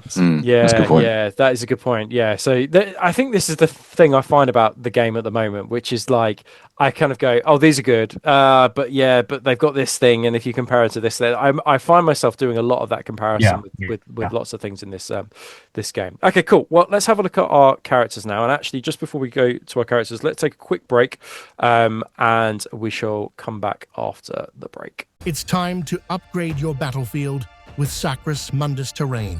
Sacrus Mundus sculpt breathtakingly detailed and varied terrain that will bring your games of Horus Heresy to life. From the ruined cities of Armoria to the jungle vestiges of Lintrath, Sacrus Mundus design immersive battlefields for any type of tabletop wargaming experience you desire. Find their extensive terrain collections online right now. Right, welcome back from that little break. We're going to go into characters now. So, Sons of Horus are blessed with a wide array of characters, probably more than any other Legion. I think maybe even more than Imperial Fists actually at this point, but it'll be pretty close no matter what. But the first one is the Dark Emissary. Now, this one, I mean, I was making the comparisons before with the lads just before we came on, and I was like, man alive, leadership 10, cool 10. Like, this is basically like a hardcore chaplain, and you're probably going to want to feed off of your nuncios are going to want to feed off this guy. Only once per term, but it's going to be useful. But yeah, James, why don't you walk us through this one and why I should be looking into a Dark Emissary? Yeah, so I'm kind of a fan of these. They're a command slot. They are 90 points, which feels all right, because you don't really need to buy any extra equipment or anything for them. No. And obviously, they're the command subtype. That stat-wise, they are interesting. So I probably the first few stats are just general Centurion until you get to wounds 4, which is interesting. That's really tasty, isn't it? Yeah, I'm not quite sure why, but I'll take it. I'll absolutely take it. Yeah. Then you get to the where it diverges from other Centurions, which is leadership 10 and cool 10, as you said, and also willpower and intelligence are actually elevated as well. Yeah. So he's pretty good with all the thinking smarts and stuff. Yeah. Yeah. So special rules. He's got Eyes of the Warmaster. So if he joins a unit from a different faction, they don't suffer the penalty to leadership or cool, which I think offers up a lot of freedom and interesting combinations you can do with him. Just from my point of view with the Mechanicum, I'm wondering, do you put him with a load of tech thralls? Do you put him with some Thalax just to give them those really good stats? There's lots of different combinations. The weapon itself is a little bit underwhelming. I think it's +1 strength, AP 3, damage 1, and you get criticals on 6s. I think if they'd made it breaching 6 up, it would have made it a little bit more. Like, it would have felt a little bit more, toothy. But I think you're never getting past AP3. So you're pretty good at getting rid of tacticals, in my view, but you're not going to go further than that. Yeah. I think for me, this guy benefits from, he's not a great challenger, and I think he probably benefits from having a Master Sergeant in the unit that he's sat in. Yeah, that makes sense. And I'd probably put him in either a big despoiler squad or a big tactical squad, something like that. Yeah. Something that's going to be reliable, that can just stay on an objective, and it's going to the opponent's going to struggle to cause tactical status against because of that leadership 10 and cool 10, right? For sure, yeah.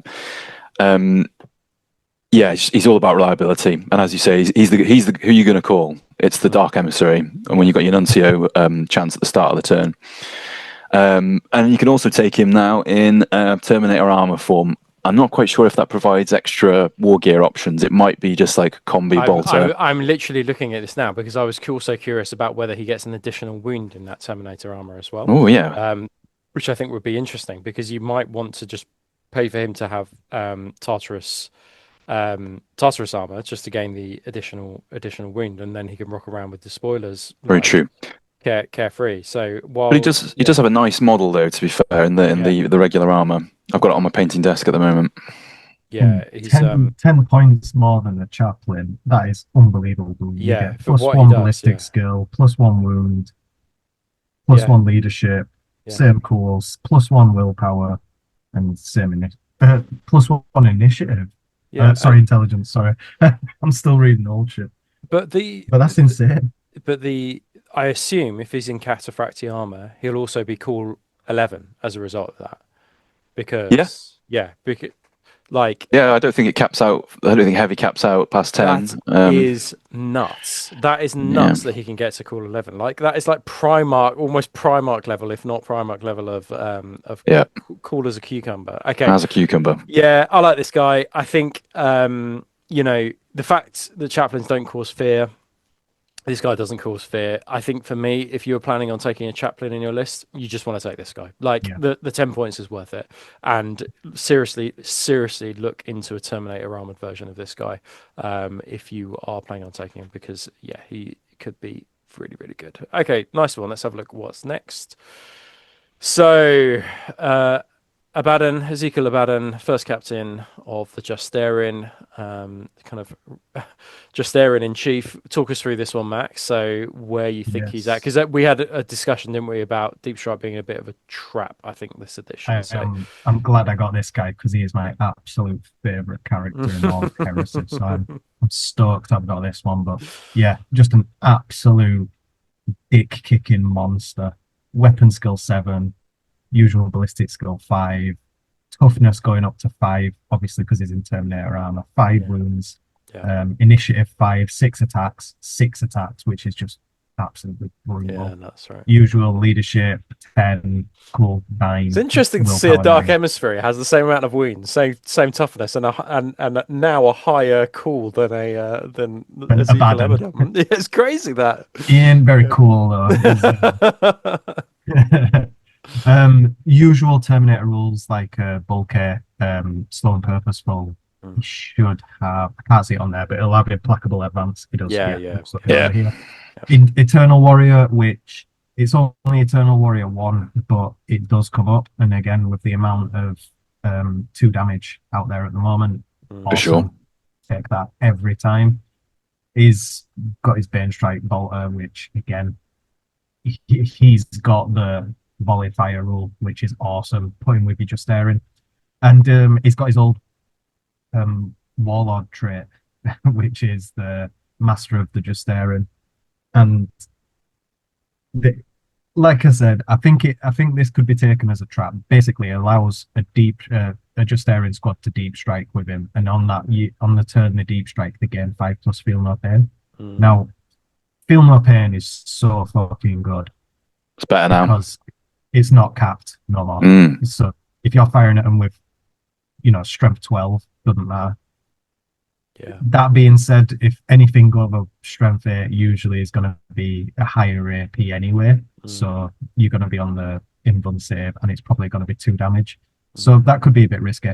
But as you've alluded to, Rob, I think the deep strike is a little bit of a trap. Given you can't charge out a deep strike anymore, really what you want to be doing with Abaddon is dropping him in and absolutely stomping whatever the enemy's elite Terminator unit is, or elite infantry unit is. There aren't many units in the game that can go toe-to-toe with Abaddon and a squad of Justaerin, so that's what you want to be putting him up against. But for me, I'd be looking at putting him in it's a massive investment, but him coming out of a Spartan and just walloping somebody is going to be, that's the play. That's the play. Taking that Vanguard 4 and just, rinsing. I think I put him up against Asher's Subworld Eater. What are the Terminators called? Not Rampagers. Red Butchers. Yeah. Red Butchers. And they did really well against the Red Butchers. Now, Red Butchers have got a couple of rules that kind of mitigate some of the weapons in the Justaerin, but they did really well against them, and they just feel untouchable in combat. Absolutely untouchable, and Abaddon just feels like an absolute monster to go with. Yeah, I mean, a frightening number of attacks. I mean, as you say, there is now, they basically couldn't balance deep strike in second edition. They've gone back to the way it worked in the first edition, which is that you can't assault from deep strike, and now actually you used to be able to run, and now you cannot. I don't think you can move at all. So there is a risk. I think the thing is that if you are playing lots of medium terrain, that it's over 3 inches, and playing the rules as they were intended, you're probably going to be able to drop down fairly safely. And you can always use a Master of Descent, and if it's on the table, then this unit's going to come in automatically because they all have deep strike through Abaddon. Eternal Warrior is interesting because I came up against Eternal Warrior when I did the show with Giles, and having it on an entire unit is quite powerful. The thing in the shooting phase to make the most of this Eternal Warrior is you're going to have to start taking wounds on him. Where it feels like it really comes into his own is actually in a challenge. Like that's where it's really going to be against like damage 2, damage 3 weapons. That's really is where it's going to come into its own, I guess. Absolutely. Like less so, I think, in the shooting because from my understanding, once you start taking wounds on a character, you've got to finish taking. You can't kind of go flop in and out like you can in shooting. Yeah, I believe so. Yeah. Yeah. Okay. Yeah. Interesting. I mean, he could be saved a little bit with the feel no pain, but I just don't think you're going to risk the Warlord kill by just tanking everything on him just because he's got a Eternal Warrior now. So I like your point in terms of using the Master of Descent, but the problem with the Master of Descent is you bring down. Does Master of Descent come down turn 1? Yeah, but he doesn't have to. He can just start on the board if you want to. I think again with the whole charge out of deep strike thing, I want Abaddon in as soon as possible. Yeah. So if he's in a Spartan, the chances of you getting a first turn charge if you go in second, especially because you want the Vanguard. Yeah. Like you don't get him out unless you can get the Vanguard. Really. Yeah. No, I don't think that makes a lot of sense. Yeah. So you want someone to position themselves on an objective, and then you want to rock your Spartan up. The bang bus wants to come out, and then it's suns out, guns out. Yeah, too right, mate. Too right. Sun's out, Chthonian power claw out. Yeah, nice. James, have you got any thoughts on this guy? My only other point was that the deep strike, while obviously you can't charge out of it, I think that at least Justaerin have a decent shooting threat. So they could, maul a bit of a tactical squad.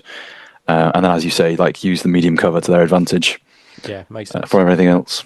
Yeah. Plus, does sleep on the multi-melter for the Justaerin. Obviously, Abaddon's giving the Justaerin deep strike, but I believe multi-melters are still 1 per 5. So you could slap two multi-melters in a 10-man squad, yeah. and yeah, they're not as reliable now that the ballistic skill 4, but still, that's a multi-melter within 12 is. It's got a really good chance of just popping a predator straight off the bat. I think they got to damage 6, don't they? So yeah. That's a really, really good point. Cool, awesome. Can we just go back one actually to the Dark Emissary? Just one. Loving this guy. Yeah, so this guy. One thing we didn't actually discuss on this one is that he is obviously designed to be the emissary of the Warmaster in somebody else's army. So if you are watching this and you don't play Sons of Horus, you could just put him in an allied detachment command slot. And that's got a prime benefit that you could use, but you could just literally have him on his own and then put him with a unit in your army, and then he's going to give you all the buffs from leadership and cool 10 because he doesn't adjust it. So if you just want to put this single guy in your army, you won't be able to go in any of your transports. I assume that's still a rule for this edition. But if you do want to just, that's, I suppose, the way that he's intended to be played as an emissary of the Warmaster. So, yeah, just a final thought on that one. Cool. Let's go skip 2 ahead, and then we shall have a look at Little Horus Aximand. So, James, talk us through the second of the Mournival that we've encountered in this show.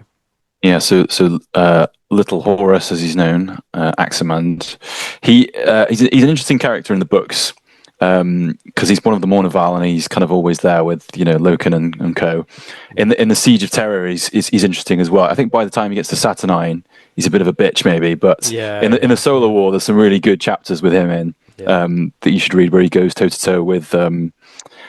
Who's that really good Imperial Fists? What's his name? The one that everybody keeps... Sigismund, yeah. So anyway, he is 170 points, and his stat line is much like a lot of Praetors. I don't think there's anything exceptional on the stat line itself. I think probably where he gets interesting is his... special rules. So he gets impact initiative, which is very strong. So when you're charging in, you're going to be hitting at 1 higher initiative. And he gets haunted. So this used to be a bit of a nega trait. I think maybe in combination with an opportunity, but now I think it's just an opportunity. If he manages to kill Loken in a challenge, then that's 2 VPs for you. Yeah, that's great. Yeah, and he can do that quite easily with his damage 2 critical hit 6+ sword as well, right? I mean, damage 2 sword is really nice for a 170 point character. Really, really nice. Hitting an initiative as well, which is like sick. Potentially +1 initiative with that impact as well. Yeah, exactly. Like that could be amazing. Yeah, absolutely awesome. Yeah, absolutely love this one. Absolutely, I think he's in a really good place he's a high command, 170 points. He's a cheap high command option, well worth taking, I think. And personally, I would take him over Varren Abaddon, who I think we're going to have a look at next. Interesting. I think one final word is that he's got the shield trait. So he can. I think the shield trait, you only need a majority of models to use the option. But annoyingly, he doesn't have the heavy trait. So not worth putting him with chieftains. No, sadly not. No, and actually not worth putting him with things like breachers as well, because there's some great books where he's on Moloch, where he's with a breacher like assault squad, and kind of they're having a chat about kind of like bits and pieces and life on Cthonia, and he's starting to notice like Chthonian markings on all his men. But yeah, actually he can't. He would not get any buffs for being there. Just only the negatives, so probably not worth doing. Cool. Right, let's have a look who's next, because I think it's this guy, Tybalt Marr. So not a lot of rules really here. Now, James, I'm actually going to come back to you on this one because you've got quite a lot to say about this guy, haven't you? So yeah, talk to us about this guy and where this guy's at right now. So I painted one of these up last edition, and he was probably what Aximand is now. He was the beatstick. His sword was just absolutely insane. Anyway, so he now is 160 points, so slightly less than Aximand. He almost has that Praetor stat line, but for some reason he's got 3 wounds, interesting, which is a bit of a strange one. Yeah. He is still a high command though. He gets hatred shattered legions because he spends much of the heresy chasing after those guys. Not that we know what shattered legions actually are or do at this moment in time of the No. recording of this. Just heard this whispers. show. Yeah. And he's equipped with Banestrike Bolter and the underwhelming Culling Blade. So it used to be so good because it was basically AP2 initiative and it was like poison 2+. Yeah. But now you're fishing to get that AP2, so it's just not as good. Yeah. It's not for considering that Aximand is 10 points more and is also a higher command choice. I think that these guys are not that comparable. What will matter is what constitutes a shattered legion. I think really, even then, I don't think. Yeah, it's just meh. It's just a bit meh. Cool, right? Yeah. But next up is Varren Asheth. So Max, take us through the Reaver in chief. Varren Asheth, because he had like a boatload of rules. He was very expensive in the previous edition. He's still quite expensive, I think. But he's changed. He's lost a lot of his flavor, I felt. I used to really like running same. Asheth. He was one of my favorite characters. I loved when he came out. I thought that was such a cool so good, model. right? Yeah. So weapon skill 7 is the big difference from a standard Praetor stat line. Other than that, you're pretty much a Praetor. Yeah.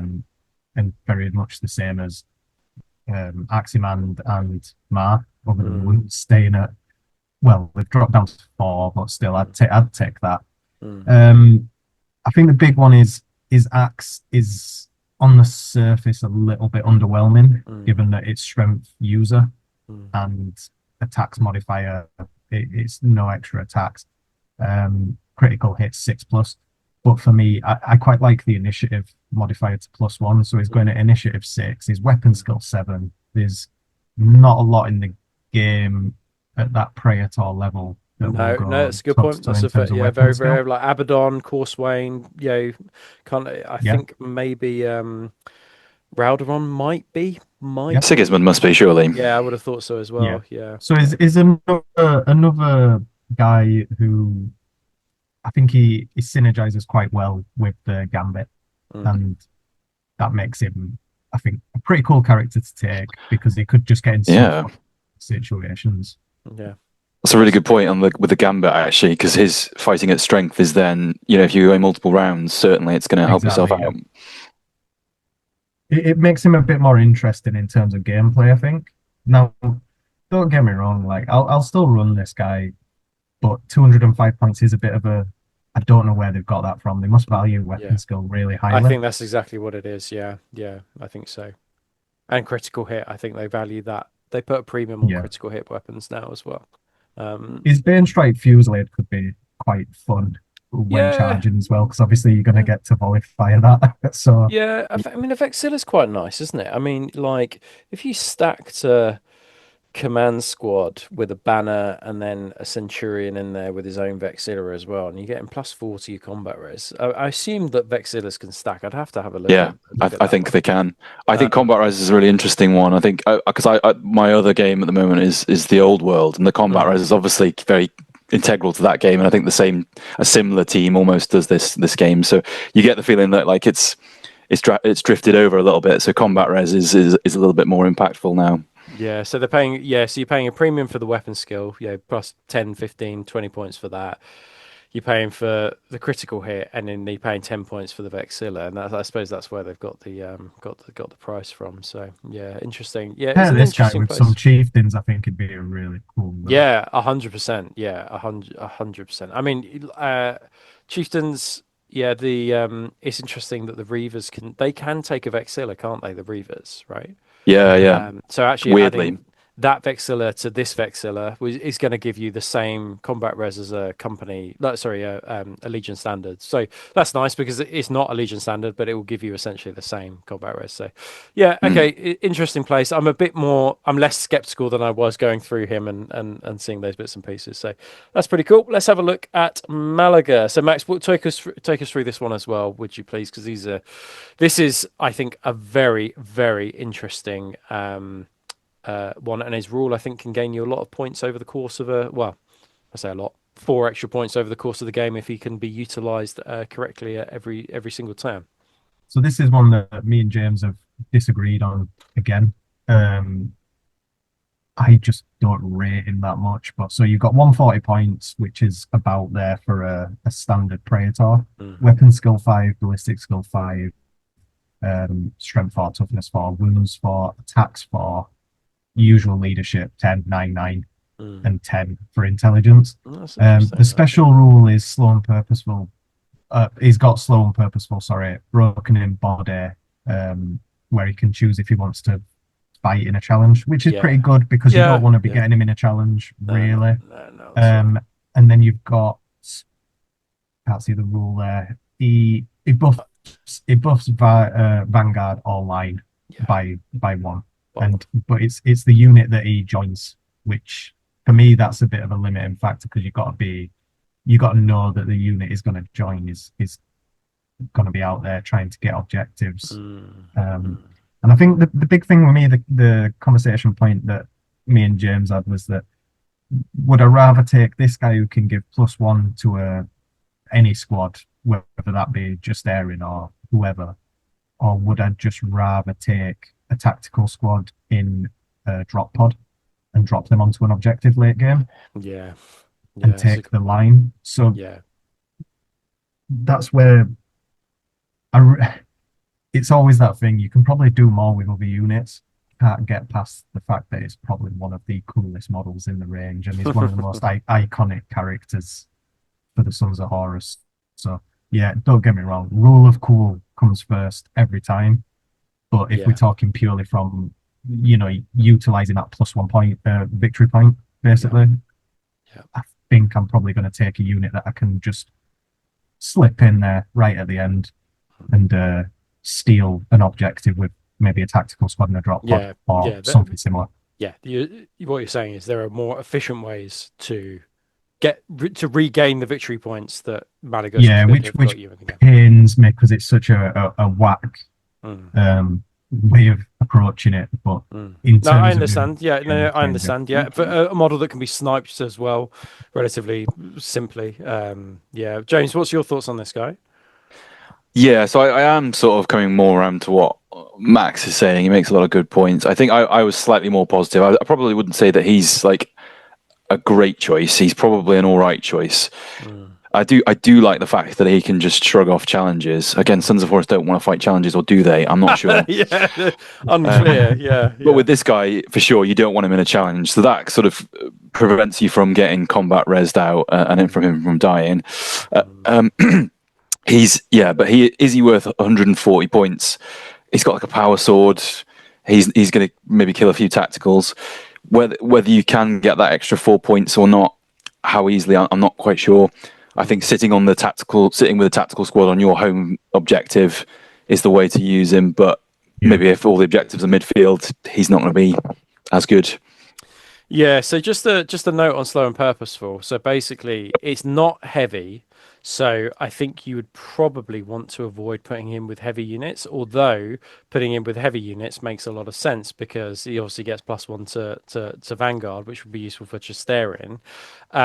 So you're more inclined to probably put him with something like Reavers. But really, I actually think because he's got Cool 9 and Leadership 10, you're going to end up either putting him with Tactical Marines or Despoilers and just giving the buff to the Line 1. I think really that's probably the way you're going to do it. And actually, what a tactical squad is line 3, is it? 2. Line 2. So a tactical squad will be essentially line 3 with this guy. Yeah. Which early doors, early game, you can keep him safe. Avoid, get rid of any precision that your opponent's got. It might just be a nice 4 extra VP, and I guess those 4 extra VP might be the difference between winning and losing the game. But I think it's just entirely reliant on you sitting and holding an objective for the entirety of the game. I think, I probably wouldn't go down the Vanguard route because you're going to have to be really aggressive with him, and I think being that aggressive, you're going to, I think you're going to risk. You're just putting him at risk, I think. But I like it. I as you say, it's an absolute. I think I'll trot this guy out. I'll definitely give him a go. Yeah, I like the nod to his intelligence 10. Like as a that's nice. Machiavellian schemer, I think is really nice. Like I think it will rarely, if ever, come up.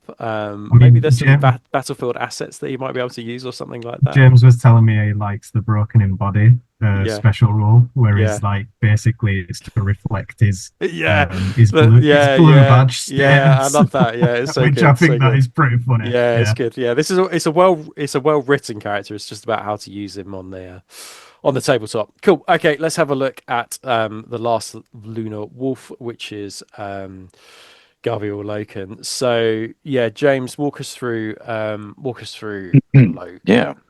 So he's sitting just above Aximand in terms of points value. He's a high command, but he's 175 points. He is, I assume he's going to be loyalist only. So for all you Lunar Wolves people who are just kidding themselves, grow up, paint your stuff sea green.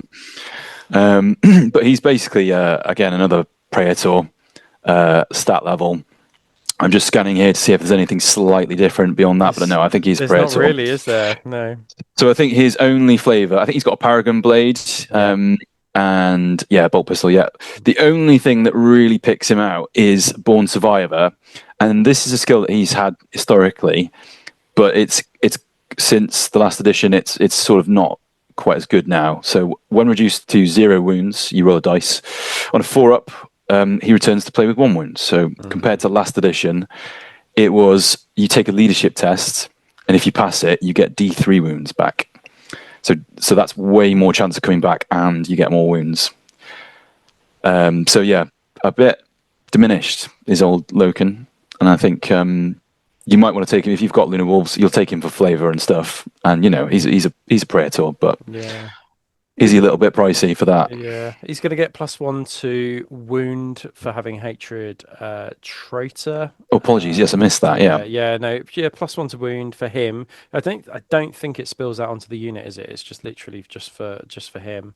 It's interesting. I suppose. Yeah, if you get a raging hard on for loyalist Sons of Horus or Lunar Wolves, it feels only right and proper that you take Garviel Loken. But there will be 50% of the time can you use the I assume you can only use the Born Survivor trait once. It won't allow you once he loses that last one. Well, it certainly used to be the case. I'm not quite sure. That's a good point, because it is nerfed. So perhaps they have thrown him a bone by letting him come back an infinite amount of time. Zombie Loken. Which would be very, very interesting. It does not put a limitation on it. That's really interesting. It does not put a limitation on it. It doesn't, because it usually says the first time this model is reduced to 0 wounds in the past. But it just says nothing of the sort, so that is interesting, actually. Okay, so he can come back as many times as you can make that 4-up. That is worth it, just to troll your opponent with 4-up. That is really interesting. So every time he just gets to 0 wounds, it's like, okay, 4-up, it will just come back on, and it will just keep on fighting. Yeah, okay. Has that changed anybody's opinion on his points cost at this moment in time? Still a loyalist bitch. What a chud. Cool. Okay, well, let's move on from him and let's go to the last 2 characters, but they are in fact the same character, which is Horus Lupercal. So the man he didn't start at all. He was just a mere puppet of Lorgar, but the man through of which we name the Heresy. Talk us through this one then, Max. So you do this one, and then we'll get James to do the ascended version. Yeah, I'll do the mere mortal skinhead. James can do the ultimate skinhead. So big ones are weapon skill 8. Wounds 7, attack 6, cool 12, leadership 12 as well. Just your standard Primarch, which is just an absolute badass. Bulky 6, Eternal Warrior 2, which is I've not read much about the other Primarchs, if I'm honest. I imagine Eternal Warrior is fairly common on all of them. It varies, but it does vary between Primarchs. But Deep Strike, which is pretty cool. Master of War and Sire of the Sons of Horus, which for me, I always like with Primarchs. I would take a Primarch as the force multiplier, Mm-hmm. as opposed to just having someone who can just smash people. Yeah. So I always like Primarchs that are force multipliers. Yeah, it so, makes sense. Yeah. Which comes to the sire of the Sons of Horus, which is if 4 or more troop slots are filled with tacticals or despoilers, then all of those troop slots are prime. And they also gain +1 move in turn 1. I was just looking for the turn 1 because I remember reading it the other night and thinking, that's a bit shit. Yeah, really. yeah. But that's across the board for all Primarchs now. That basically their buffs are just on the first turn. I think paired with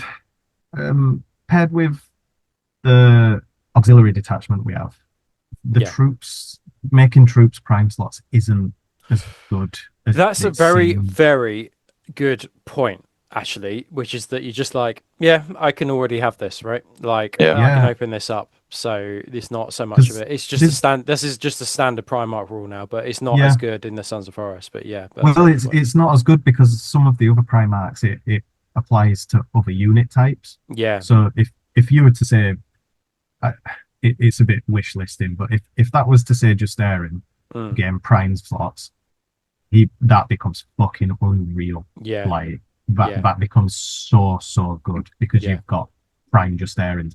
But with this, like, I can have all my despoilers and tacticals be prime slots because all I need to do is maybe add another Centurion and run 2 of the Sons of Horus auxiliary detachment. Yeah. So in terms of force multiplier is not huge. In terms of being one of the top tier Primarchs. Yeah. Because I know you've got other Primarchs who are weapon skill 7, weapon skill 6. Yeah. Like he is he is top tier. So here's a follow-up question, just as you mentioned Justaerin. How on earth does he deep strike with Justaerin? He physically can't do it unless Abaddon is also in the army. Right? I don't believe he confers it. Yeah, you'd want to be putting him with Abaddon as well. Yeah, which is crazy. Yeah, You'd never put the same dumb.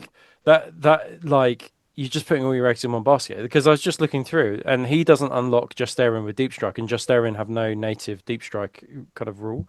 It kind of ties to what James was saying about the person who wrote these rules. It's almost like they didn't play Sons of Horus, so they it'd be cool if Horus has deep strike. Yeah, that's sick. He did it in that book once, and it's but you've not given. At the moment, he's deep striking on his own. He's got a lot to deep strike with, or some Vanguard vets or something like that, which seems odd. Okay, well, let's just have a quick look at his weapons. So, Max, take us through the next slide because he's got. We're gonna also just have a look at his two weapons because this is also where he becomes an absolute beat stick. Yeah, so the Warmaster's Talon is on the surface with initiative modifier I, attacks modifier A, and strength modifier S doesn't seem too good. AP 2 though, but Reaping Blow 3 is pretty sick. Really good. Because obviously if he's outnumbered, he gains, I believe, 3 attacks. 3 attacks, yeah.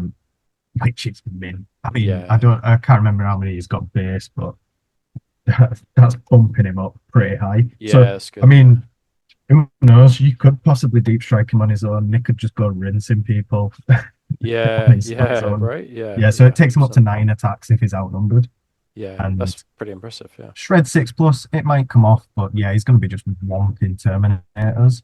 And then you've got Worldbreaker, which is initiative modifier 2 doesn't feel too bad on anything. No, that's actually quite reasonable for this. For strength modifier +4, which I believe is that putting him on 10? Yeah, 10. It goes from 6 to 10. Damage free, critical hits 5. Yeah, please. I will take that because I'm still getting the same number of attacks. So I'm whomping terminators. Yeah.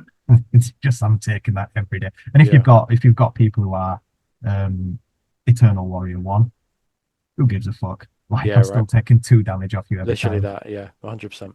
Yeah.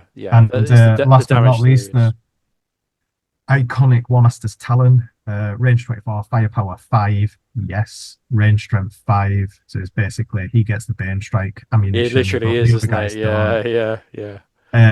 AP 3, damage 1, but yeah, 5 shots hitting on 2s. Actually, I think he'll be hitting on. He'll be getting even better because he'll get the critical hits. He's critting on 6s. Yeah. Nice. So yeah, awesome. Yeah, it's critting on 6s, and those 6s become breaching breaching as well. Yeah. Yeah. A weird one, because obviously you don't have to charge what you shoot anymore. So no, it's just got him sideswiping, maybe a tactical squad or something, just and charging that way. Three or four of them. His weapons make him versatile, and they have in all the previous editions, which is he uses his talons to just cut down mooks, and then the World Breaker to just smash elite units into smithereens, which makes him just massively versatile. He's in a very, very, very good place. Interesting though that he lost his 4-up. I mean, all prime, everything lost their 3-up in Von, but this is quite unusual for him. So James, just walk us through the Ascended version, and because we did double check the Malefic on this one, didn't we? So yes, it's interesting. So he becomes Super Saiyan, and he just gets a huge boost to his stats. Yeah. He doesn't get a huge boost to his points value though. So 850 points is no joke. But you can see, so all those stats, I think, apart from movement, going up to the sort of advanced stats, they all improve by 1, apart from strength and toughness, which improve by 2. Oh, okay. So yeah, weapon skill 9. I mean, bloody hell. Yeah. Fighting in initiative 7, and then your toughness 8, fighting with 7 attacks. I mean, that's and then you get to your advanced stats. I mean, does anybody have a stat 14? That must not be that common for anybody. No, I don't think it is. No, I don't think. I think the Warcom article literally was like, he can't basically be routed because of that 14. Yeah. He then gets improved Eternal Warrior. I think aside from that, his special rules then change, so he doesn't become as much of a force multiplier and a good sort of utility commander, because he doesn't get that thing where he makes the troops prime or makes them move quicker. But he does the spreading corruption rule does allow him to join Malefic subtype units, and as if he counts as Malefic as well. So that is, I think, I mean, there's the True Believers prime advantage that traitors can take, but I think we're also thinking that probably includes demons as well. Yeah, so it's interesting, this one, because not only can he join demons as a result, so basically the wording that we needed to check before we came and started recording was whether he himself becomes Malefic, which stops him from joining other Sons of Horus. That's not the case. He basically can join Sons of Horus units, or he can join any unit, but Sons of Horus units and Malefic units, which must be very unique to him. What this does mean, though, and this is a time where his Deep Strike does come in, which is that if you put him with Encroaching Ruin demons, which all gain the Deep Strike special rule, he can now Deep Strike in with them and can join them as well. So there is, I think, some play in taking Horus Ascended and then putting a fair amount of demons into your force, particularly with Encroaching Ruin. You can narrative it as if he's come down from the Vengeful Spirit with a load of demons. Literally that. That Eternal Warrior 3 paired with Feel No Pain. Yeah, that is nuts. Yeah, he's unkillable. He is the ultimate skinhead and has had 6 Stellar. He's coming to womp people. The dark power of the Stellar. What are you capped on paragons in your army in the way that, like, the 25% rule is that a thing for paragon? Couldn't tell you, actually. Yeah, I don't know about that. So can he just be taken in like a in a 3K? Yeah, right. Yeah, not sure. There is one weird restriction though. It's called the Warmaster Ascended, and it said Horus Ascended cannot be included in the same army as Horus Lupercal. Just in case you were wondering. Killing the flavour of the game. I know, right? Okay, cool. Okay, well, we will investigate whether Paragon could be taken at 3,000 point list, because basically the Warlord's Detachment and Paragons can be taken in armies of 3,000 points, or like armies that are set at 3,000 points. So I wonder whether you could take him at 3,000 points, but it's a lot of your army to invest in one model. But he's pretty unkillable, pretty unstoppable, and interesting that his interactions with demons are pretty flexible as well. So that rounds out the kind of like the deep dive. And what we're going to do, and what we have all done independently of each other, is actually created 3 different lists. So I've done the 2K, Max, you've done the 2.5, and James has done the 3K. It will be interesting to see whether our lists are different, the same.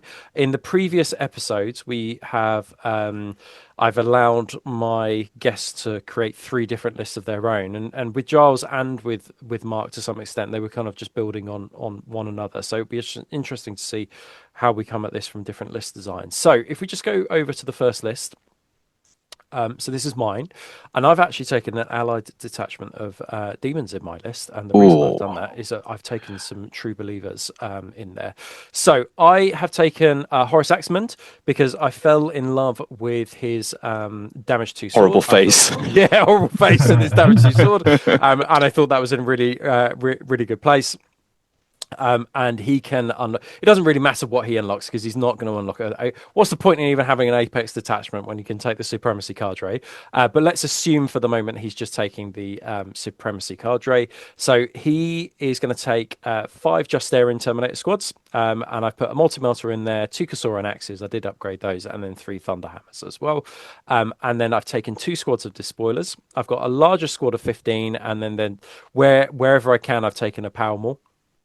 So nice. I think there's four power mauls in there, and it's going to be that unit which is going to be my True Believers unit. Okay, so that is a unit that's basically gains Malefic. It's going to be wandering around, and then what Malefic basically does is it says you can't suffer tactical statuses. But if you do fail the check on a tactical status, you basically take D3 wounds. Okay, so that's how it works. And then I've taken another despoiler squad, which is 14 man. That's going to have, I think, 3 power mauls in it. And then using my prime advantage on those guys, I've taken logistical advantage and taken a Land Raider. And I haven't upgraded the Land Raider with anything. And as you can imagine, my Horus is going to be running around with my Justaerin in that Land Raider. And then I've also taken a second HQ choice, which is my Legion Champion. Just bare bones, comes with whatever he comes with, just as stock. And then he's going to be attached to that 14-man despoiler squad. But he's also helped me unlock the armored support detachment. I'm going to take 1 Sacrus with las cannons, and I quite like that one just because of the shock that the shock, I think, shock suppressed, yeah. I think it causes. Yeah, it does. Those missiles are quite versatile though, and is a real mainstay of my Sons of Horus force.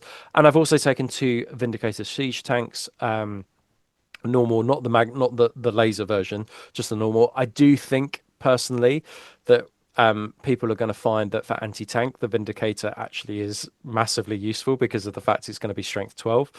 So I suspect the more armor 14 we're going to see, the more strength 12 we're going to see. I did think initially Laz was going to be the way, and I think it still has a place, but it's just that 4. It's that 4 that's the killer. I always fail those 4s to on the armor pen and on the armor bane. So I think Vindicator siege tanks is nice. Now, what I've also done is added a second detachment. I've added an allied detachment in here. And I've taken a Ruinstorm Demon Harbinger, and you can take him with whatever you want to. Basically, like I just wouldn't advise Putrid Corruption because it makes you heavy, and it will also make him explode with nearby things. I took Formless Distortion because only one model in the unit needs to have that to gain the buff. So I won't go through the buffs right now. You can check out our Demon episode that's coming very, very soon. But the important thing about the Demon Harbinger is he has Malefic, and then I'm going to attach him. Okay, to my despoiler squad that is True Believers and also has Malefic. Now, you might be thinking, Rob, that means that their call is going to be effective. That's fine. Cool doesn't matter to me because these guys, when they fail a cool check now, they'll only be losing 1 wound because the Ruinstorm Demon Harbinger has a totem. And the totem basically means that any Malefic units that fail those checks just lose 1 wound. It's not D3 anymore. It's just 1 wound. And he's a bit of a beat stick, and also he's in the in a prime slot, so you can make him a Paragon of Battle if you want to, or you can do something else if you really want to, but I'll probably make him a Paragon of Battle, so he's a bit of a beat stick along with those despoilers. And then I've also taken 10 Ruinstorm Lesser Demons as well.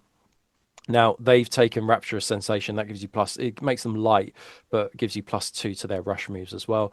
But because I've taken with the Harbinger can basically deep strike those guys next to him, and they can assault out of that deep strike as well. So nasty. A little bit of a combination there. Lots of things that are malefic, and then I've also taken.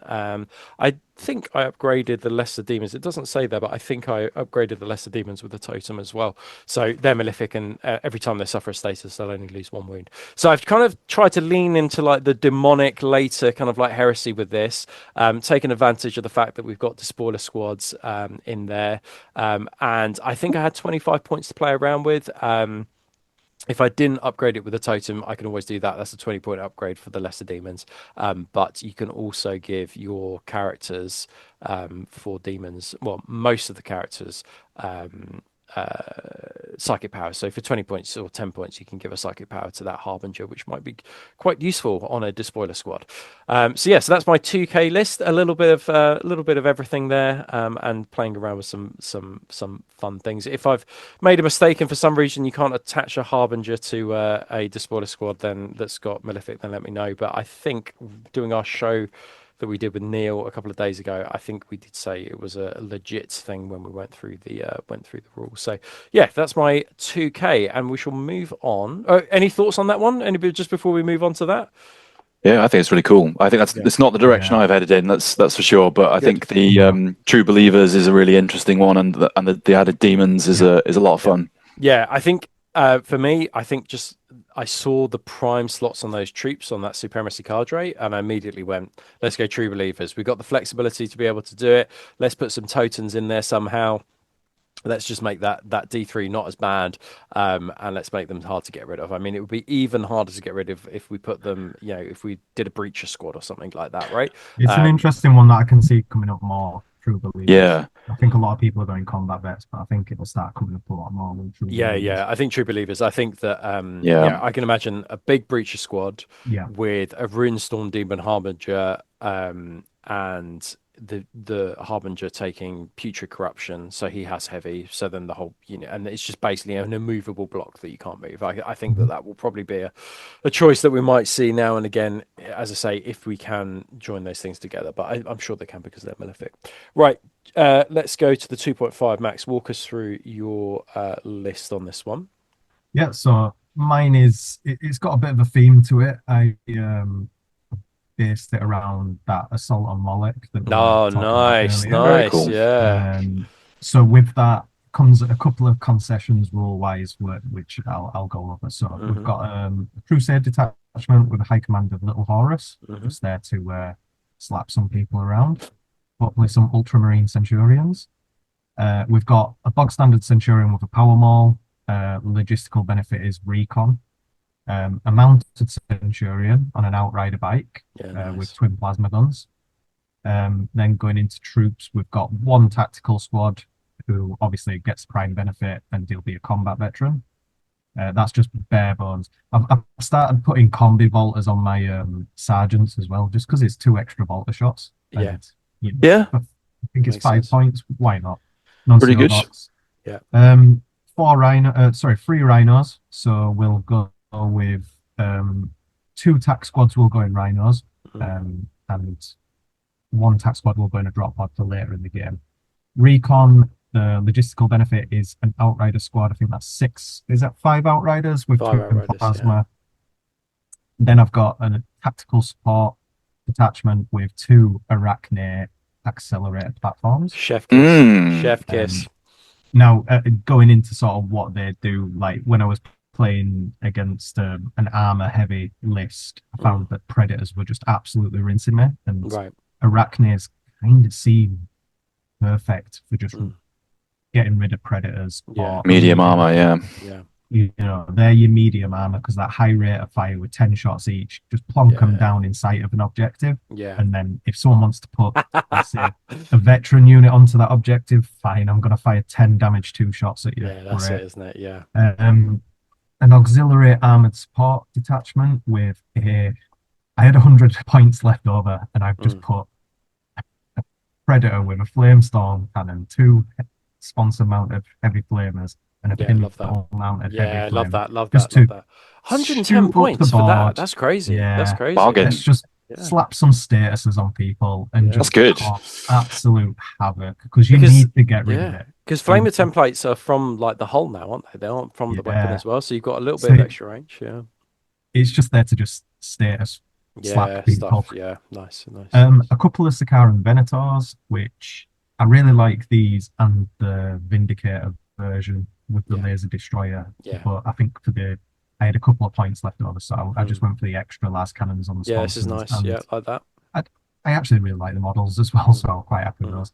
An auxiliary detachment with a Tech Marine Covenant, so obviously he's going to babysit my little Venator anti-armor detachment, we'll call it. Obviously, they're there to kill your armor 14. I'm guaranteeing there'll be a Kratos in nearly every list over 2.5k, so they're there to hopefully get rid of a Kratos per turn. And then moving into the Supremacy cadre, which is just an absolute go-to for Sons of Horus, just has to be in every list pretty much. I've not gone for the Justaerin because I feel they're too expensive. I've gone for a cheeky Seeker squad, just a 5-man unit. It didn't even occur to me to take a Seeker squad, but that just goes to show how flexible that Supremacy cadre is, isn't it? Just like, I'm going to focus on Seekers, right? Cheeky Seeker squad. Nice. 2 tactical squads, exactly the same as the first, with combat veterans, because I've got those 2 extra prime advantages, Nuncio Voxers and a Combi Volta. And then a Chieftain squad, kitted up to the gills. We've got 6 Kasauran power axes. I've paid the points. I'm a champ. And we've got 3 power fists and a Legion standard. So they'll go with Aximand, and I will sacrifice the heavy status just to put in with those shields. They'll go in a Rhino, they'll shoot up, hopefully be a bit of a beat stick, take out some champions, do the thing, whilst the TAC Marines in Rhinos get onto an objective, start taking some points. And then late game, when everything's kind of dying down a bit, hopefully the Outrider squadron, I could have them in reserve for outflank. Zip them on. The sheer amount of fire they're bringing out just should be able to get me some Vanguard points. 100%. Off an objective. And by the same sort of method, we'll bring that drop pod down, hopefully, to just get us a cheeky couple of objectives later in the game. Because like I said, that killed me it's killed me in every game. That there's a tactical squad waiting to just jump onto an objective later in the game. Yeah, nice. It very much leans into the Sons of Horus method of being the best at everything. And there's a bit of a tool in there for everything. And I quite like that approach. Just having, it's very much different to, all Justaerin or all Reavers. But it's something that I think has a tool for everything, and that to me is a very Sons of Horus approach to it. It does have a little bit of everything, doesn't it? I agree with that. I think this is really, really nice, and I like the Chieftain thing. And it's the fact that you've made them combat vets offsets the fact that they won't get their +1 for being heavy, because it's just it's fine because you've just made them combat vets, right? So it doesn't matter. I did have a thought on that actually. So if you put like a character in who's not heavy, they're not going to get the boost to cool 9. But a lot of characters have cool 9, so as long as the character's there. So actually, once the character dies, they then go back to being heavy, so they stick on 9. So it's interesting. What I don't know as well is how a mixed unit works in terms of things like setup moves, and because I know that you can use like an individual character's movement and initiative to make those moves. So as long as you keep coherency, I don't know whether Aximand is able to go just a 1 or 2 inches. I think that's legit, which is interesting because it just gives a little bit of movement. The thing with that is you're getting them out of a Rhino anyway, so so they're always going to be disordered. They're going to be disordered. So I didn't really care about that because I think with the movement that you've got on a Rhino, and with these, because the Chieftains don't have any Vanguard or Line or anything like that, the kind of primary purpose of the Chieftains is a little bit of a decoy. Really. I want people to invest in getting rid of them. They are tough. Combat or whatever. They're tough.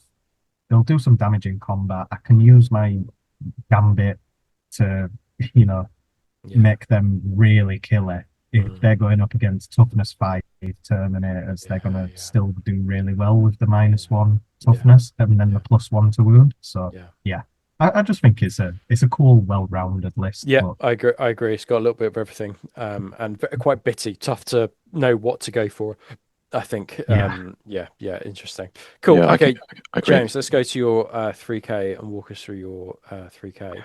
So this is a bit of a mix of stuff that I've already been putting on the table, and then some things that I'd like to try out, basically, that I think might work well. And I think there's maybe a slight error somewhere because New Recruit hasn't quite got all the Decurions in yet. So I'll get to that when we come to it. Yeah, sure. But I want to start off with the Praetor. So I'm running Justaerin, so I've got a Praetor in a Cataphracte armor to go with them. I've gone with the Paragon Blade because I feel like it does synergize with that Legion Gambit a bit more. And those guys, there's 5 Justaerin, with 3 with Thunderhammers, I think, and 2 with the Caster and Axes, and they are going to sit in a Land Raider, I believe. So as well as the Praetor, I've got a Centurion, just very bog standard dude with a Thunderhammer and Vexilla, upgraded to Paragon of Battle. I've gone for the Dark Emissary to stick in. Well, I think either if there's a home objective, I'll stick him in a tactical squad, but if not, I'll just launch him forward with a Despoiler squad. The Despoiler squad, I think I've got a couple, maybe. Yeah, I think I went for 2. So the Despoiler squad in the primary detachment has got combat veterans, and that is a theme again that reoccurs with the other 2 in the Supremacy cadre detachment. Just going for things like your bog standard Vexilla, Nuncio, Power Mauls. I think we've all taken a shine to. I think they're better this edition, and I think when you're just aiming to bully power armor units, I think they're probably one of the best weapons for it. The Rhinos I've put in here to trigger Rob because he doesn't approve of my taking Havoc launchers en masse. I just don't approve of anybody taking Havoc launchers en masse. That's so morally, I can't support it. But just a bit of context, it's I was making fun of James the other day because Havoc launchers are such a good metaphor, I think, for how the game is actually not quite as narrative as people like to believe or say they are, which is that basically Havoc launchers for the price. I think they're 5 points a pop now, like the dirt cheap, aren't they? A steal. And their status, they cause pinning, stun 0. They cause statuses for 5 points, and what you may have noticed is lots of people putting them on their tanks, and I made a jibe about the fact that this isn't quite as narrative a game as we like to believe it is. But but I think what I do think is that status causing weapons are just massively valuable, aren't they? I mean, if you can just having those Havoc launchers in a game, it will cause 1 or 2 units to stop. Exactly. It means people have to deal with those Rhinos once they've dropped off their payload because they're still a threat. Bingo. Yeah. I mean, probably they won't sit there forever, I think, because I've not glued them. They're just sat on top, so I'll probably stick something else. Probably I'll go to a heavy flamer next. Yeah, I think that makes it. I think the thing about the heavy flamer as well, the same with Max's list, is that if you can just do it from the hull of the tank, it's just it just gives you that much further than you think you've got. Exactly. It's just it's good. Anyway, go and carry on. We got on to a Land Raider, I think now. I've mentioned the Land Raider. Yeah, it's like it's a bog standard version, so the Justaerin will go in there because they absolutely, as we said, need a delivery system. Yeah. I think we've all gone for an armored support detachment, and I think that's indicative of the fact that if you want to add fire support to an army, I think it's by far one of the most flexible ways because you get 4 slots. Yeah, 100%. So I think it's so worthwhile. So I've gone for a couple of different flavors of Predators, but just with the base autocannon. I've gone for a Kratos assault tank, and this is where I have to just say, no, this is not a Decurion Defensor, it's the Decurion Lanius. Lanius, yeah. So it's the Commissar sat on looking out the hatch, ready for somebody to run away. Try and run away, yeah. You did, you were also investigating, one thing we haven't mentioned is, can it work on somebody else, if you're playing with a friend? Yeah, so it refers to... Sorry, I was going to... I'm a bit iffy about it. Yeah. Right, So in the bold sentence it says friendly units, right. and then if you read the full paragraph, it says in the army. So it just maybe defines on how the tournament organisers define what the army is. The and army is. Yeah. But I think any TO is going to say yes, you can shoot your. Do it, yeah, absolutely. Especially when fighting with solo auxiliary or militia, right? Just hosing them down to be like, get back in the fight, motherfuckers. So it will be at Christmas. It will be my Sons of Horus and Welshie's Iron Warriors. Oh so yeah, too right. Pretty. They're expendable. Let's be honest. Too right. Yeah, you got to shoot them up. Yeah, 100%. It's narrative. Yeah, but yeah, I think I'd really like to give that a go. I think on a Kratos seems like it's slightly more expensive, isn't it? But it seems like the investment will stay put. It's not going to. Yeah. I'm wondering if I can use it because I might stick it on a Sacrus, but I think that is more. It's a little bit cheaper, but it's more susceptible to being destroyed. I think that's the risk, which is that because basically you're using it as a backfield anchor to try and ensure that units are not essentially routing off the board. I mean, the benefit of putting it on a Sacrus chassis is that it's basically, for all intents and purposes, it's essentially a heavy bolter. And if you take a heavy bolter, if you take a can it go on like a Punisher, like yes, Punisher and the vanilla Sacrus. So I mean, that is a lot of strength 5, strength 6 Daka coming out from that, and so and because it's strength 6, is it classed as a defensive? It's I think all pencil mounted ones are anyway. So with Sacrus, I need to look into this, but like with that Sacrus and Punisher, because it's all strength 6 or lower, can they all fire its weapons in different directions? Can it? Is that? I think so, because you can split fire and defensive weapons aren't penalised by that. Right. I think that's it. So I think that must be right. So that's actually quite tasty. Yeah, I think so. Yeah, I think it's got some play. Like, and there's nothing. The other thing to say is that you can take multiple of these in an army. There's nothing stopping you from taking. Very true. Just one, which is interesting. And as Max pointed out, the model is totally excellent. So good. Yeah. The one slightly annoying thing is that the way that they're set up, I think it's hard to switch them out. Yeah. You can't just drop them into a canopy and just expect, because it's sort of connected to it in a weird way. But anyway, yes, because the gun is like, I know exactly what you mean. Oh yeah, it's connected to the rim. It's the rim of the rim of the whatever you call it. Yeah. Then I've gone for a Magna Laser Destroyer as well, because I feel like I needed a bit more in the way of something that can get rid of armor 14. Yeah. I've gone with the Apex here because I just can't get enough of elite stuff. Apparently, where the Supremacy cadre isn't scratching that itch enough for you. Yeah, not enough. Yeah. So the veteran tactical squad just adds another line unit. It's only line 1, but still, I find that they stick around a little bit more than a tactical squad, and they're a very good bully unit for other tacticals in the sort of late game. So I think I've put him in one of my rhinos. So it's a little bit counterintuitive, because then you can't do the volley fire in run up to a charge, but at least it keeps them safe for a little bit. And they're sort of my, how in real life a military would commit its reserves, and they would be like the hardcore. In the Roman army, it's like the Principes. So it's that sort of thing. I've chucked a cheeky, as well as the Volkite chargers, I chuck a cheeky rotocannon in that unit. I saw this. I'm going to assume that a rotocannon causes a status. That's the reason. It's suppression, suppression 1, I think. So it's a little bit cheeky, but I think that's one of the perks of veterans, that they can take they're specialists, so they can take a sort of range of weapons. So I'm going to say that that's not a gamey thing to do. That's fluffy. That's the fluffy thing. Yeah. Okay, moving on from them. The Justaerin, I think I've mentioned Thunderhammers. I've just gone with vanilla power axes, actually. Maybe going to run out of money. But I tried to make use of the Martial Supremacy Prime here, because that's why I wanted to take the Army Vanguard Apex detachment.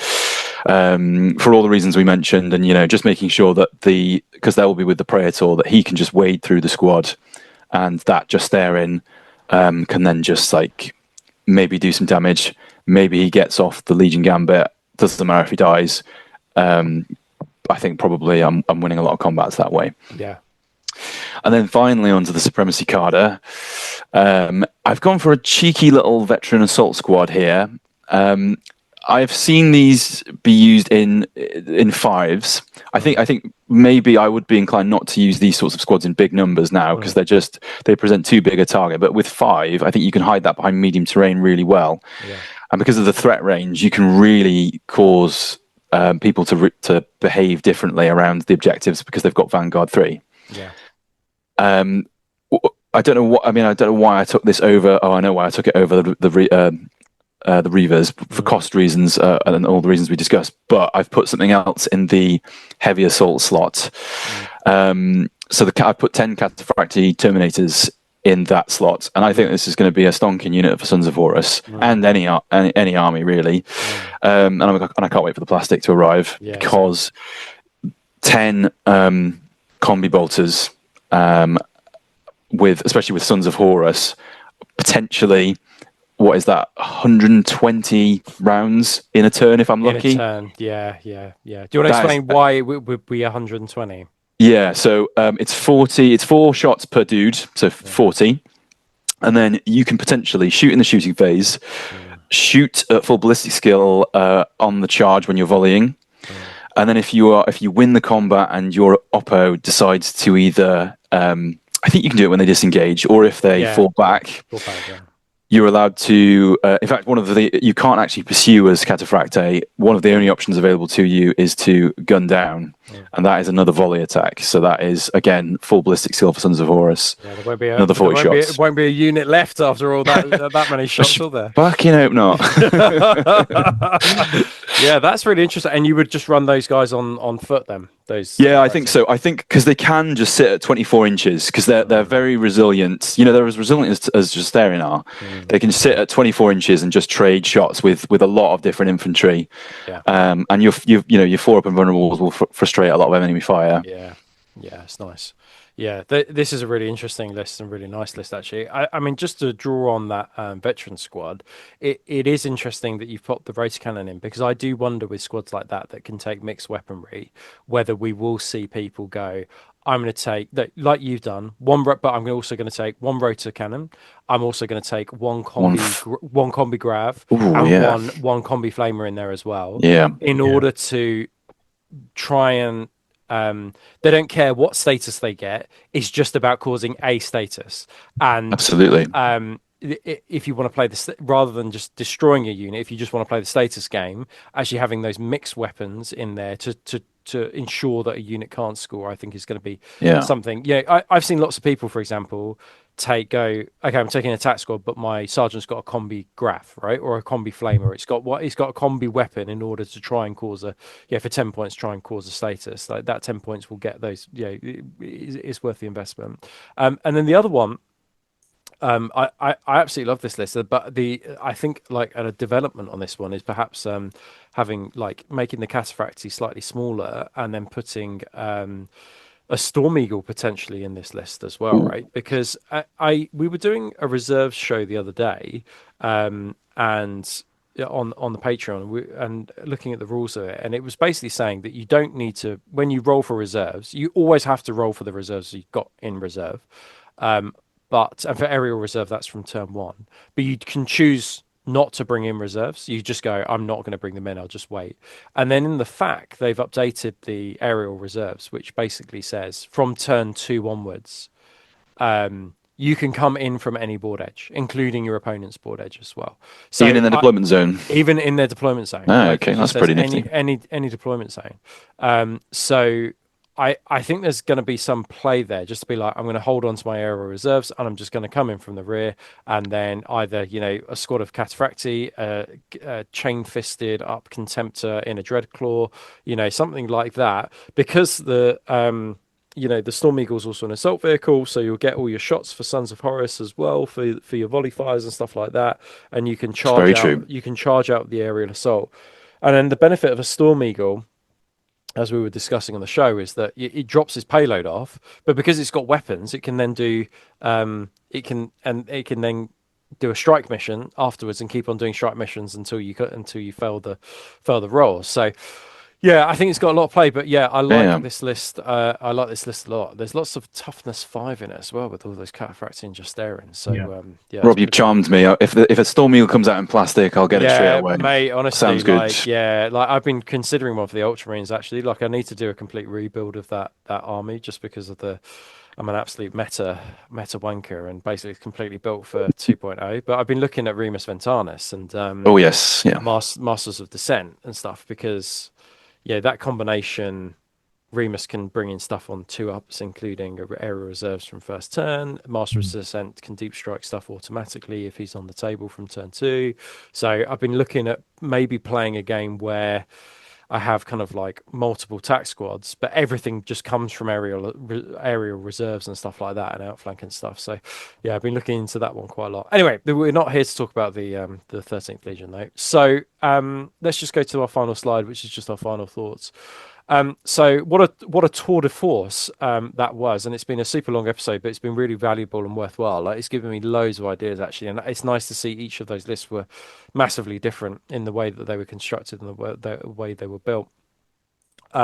They feel like they're in a good place, Sons of Horus, but they also feel like they're in a good place partly because they're the Justaerin, the Reavers, the Vanguard, right? Like I think if you just took one in isolation, I think that they would be weaker, but the combination of their specialist units combined with the Supremacy cadre combined with their Legion rules and the volley rules, I think just makes for a well-rounded and well-balanced Legion and something that's a little bit more finesse than World Eaters, but you have to probably be a little bit more thoughtful around exactly how you use it and when to use it, as we were discussing, like as Max was saying, what weapons do we use and do you lean into a particular weapon type or not, and that might determine how your list is ultimately built.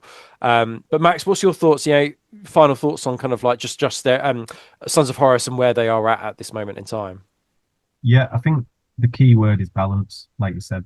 So I don't feel like there's a go-to way to run Sons of Horus anymore. Yeah. Whereas before I felt like Black Reaving was just the way to run Sons of Horus. Yeah. And I think that's really good. Writing those lists, obviously, we've got the GT coming up in Gibraltar in February. Yeah. And that's what I'm painting towards basically now. Yeah. And it's awesome. It's the first time where I think the rule set itself has made it so that you have to bring a more diverse list. You have to bring something that can combat armor 14. You have to think about how you're going to get line on objectives and when Vanguard's going to come into play. So you can't just go Vanguard heavy like what I tried with just full Justaerin. Yeah. So having a more balanced list, I think, is really cool. And I think Sons of Horus lend themselves to that because you've got those, like the auxiliary detachment, without going into detail on all of the other legions, because I've not looked at them so much, but you've got the other legions that I'm playing with at the moment, or looking at the moment, Iron Hands and Space Wolves. I don't think those particular auxiliary legion detachments come close to how good the Supremacy cadre is, and 100%. How much that adds to your list building. So yeah, I think they're in a really good place, and I think in terms of how some of the units aren't as good as I'd want them to be, basically mainly on cost and on the sort of the takeaway of weapon skill, ballistic skill 5 for Justaerin and stuff like that. But I don't really mind. I think it's really good. I think they've made it so that you run a more diverse list. Yeah. And I'm perfectly happy with that. I think the characters, they've had a lot stripped away from them, but there's still some of the best sculpts that are out there, and they still 100%. Have enough character that you're gonna be happy running Abaddon. You're gonna be happy running Varren, Asheth, and you're gonna be happy running Aximand, and they should do a bit of damage on the table. And so yeah, I'm really happy. I don't think they're anywhere near broken. I don't think they're anywhere near unusably shit. I think they're just proper middle of the road. Good army list. 100%. James, what's your thoughts on that? Final thoughts? Yeah, I very much want to echo what you two have been saying. I think they feel like they were probably like lower middle of the road, like probably lower end last edition. they probably, just in terms of pure power level, they probably sit somewhere in the middle now, which is perfect, because you have got some nice and interesting tools to complete your missions with. But ultimately, you know, for people like myself who like a good moan, there are a few little bits that aren't quite ideal as well. So you still have you got to work nice it. You got to whinge. work around that. Yeah. So it's not perfect, but I think overall in a very good state. And I think I prefer the rules, just regardless of the power level, just on the basis compared to like the last edition. A lot of legions this edition, they have rules that are sort of passive, and they're things that relate to like what your opponent do to you. You know, like salamanders being not wounded on a 2+. Yes. I do like it that the Sons of Horus sort of rules tend to be back in our hands, and they're sort of, you can forge your own destiny with them. Yeah, I like that. I think that's a good way to finish up that episode. That's I think that's good. Well, I mean, as I say, a tour de force of Sons of Horus, and as we always say, these are long format shows for people who want to go really kind of in deep into the kind of rules on this one, and that's been a really interesting one for me. So thanks ever so much for your guys. Just a peek behind a bit of inside baseball. It's actually just coming up to 11 p.m. in the UK. So we started about 8 o'clock and we've been going for a fair few hours now. Can we just quickly go to the next slide just to finish up? Just to say a final thank you to our Heresy Hammer Patreons, but a particular thank you to our top tier Praetors as well. Lee is giving out all the hoodies at the moment and sending out all the hoodies, so keep an eye out for Lee's messages on Patreon, because he's asking for your addresses. And then if we can just go to the final slide, just to say thanks ever so much for watching. If you enjoyed it, don't forget to like and subscribe, and if you enjoyed listening to Max and James talk all about the Sons of Horus, then make sure that you go and give them a follow on Instagram. They're floating about on Facebook, Instagram, all those places, the events. And if you enjoyed the show, just make sure, and you see them at an event, go say hello to them. Max, you had you just had a recent YouTube episode come out, didn't you? I think with a gentleman who kind of interviewed you not too long ago, right? Yeah, his name's Jay, and he does a series called Behind the Airbrush. Yeah, and it's really good. I think he's just interviewed Pardo, but I think he just loves talking about models and hobby, and it's really interesting. Yeah. Well, if you want to find out more, search. If you want to find out more about that, then you can go just give that a search, and then you can hear about Max talking about all things hobby as well. But as I say, don't forget to like and subscribe, leave a comment down below, fuel that algorithm. And if you want to support Heresy Hammer for as little as £4 a month, you can subscribe to our Patreon. And we are doing, I believe, a community show, me and Lee, at some point this month, where we've got lots of lists and questions to go through. I've seen lists stacking up in our emails, so we need to have a look at those and get a date in for when we're going to record the community show, or at least we're going to do the show when Kerry tells us we're doing the show as the master of timetables and the master of ceremonies. For now, though, we shall bid you adieu. Thank you ever so much for watching. Thank you, Max, and thank you, James, for taking your valuable time out today. It was really, really interesting and really grown up and discerning discussion about Sons of Horus, and I really appreciate your time. So thanks ever so much. Right, take care, guys, and we shall see you on the next one.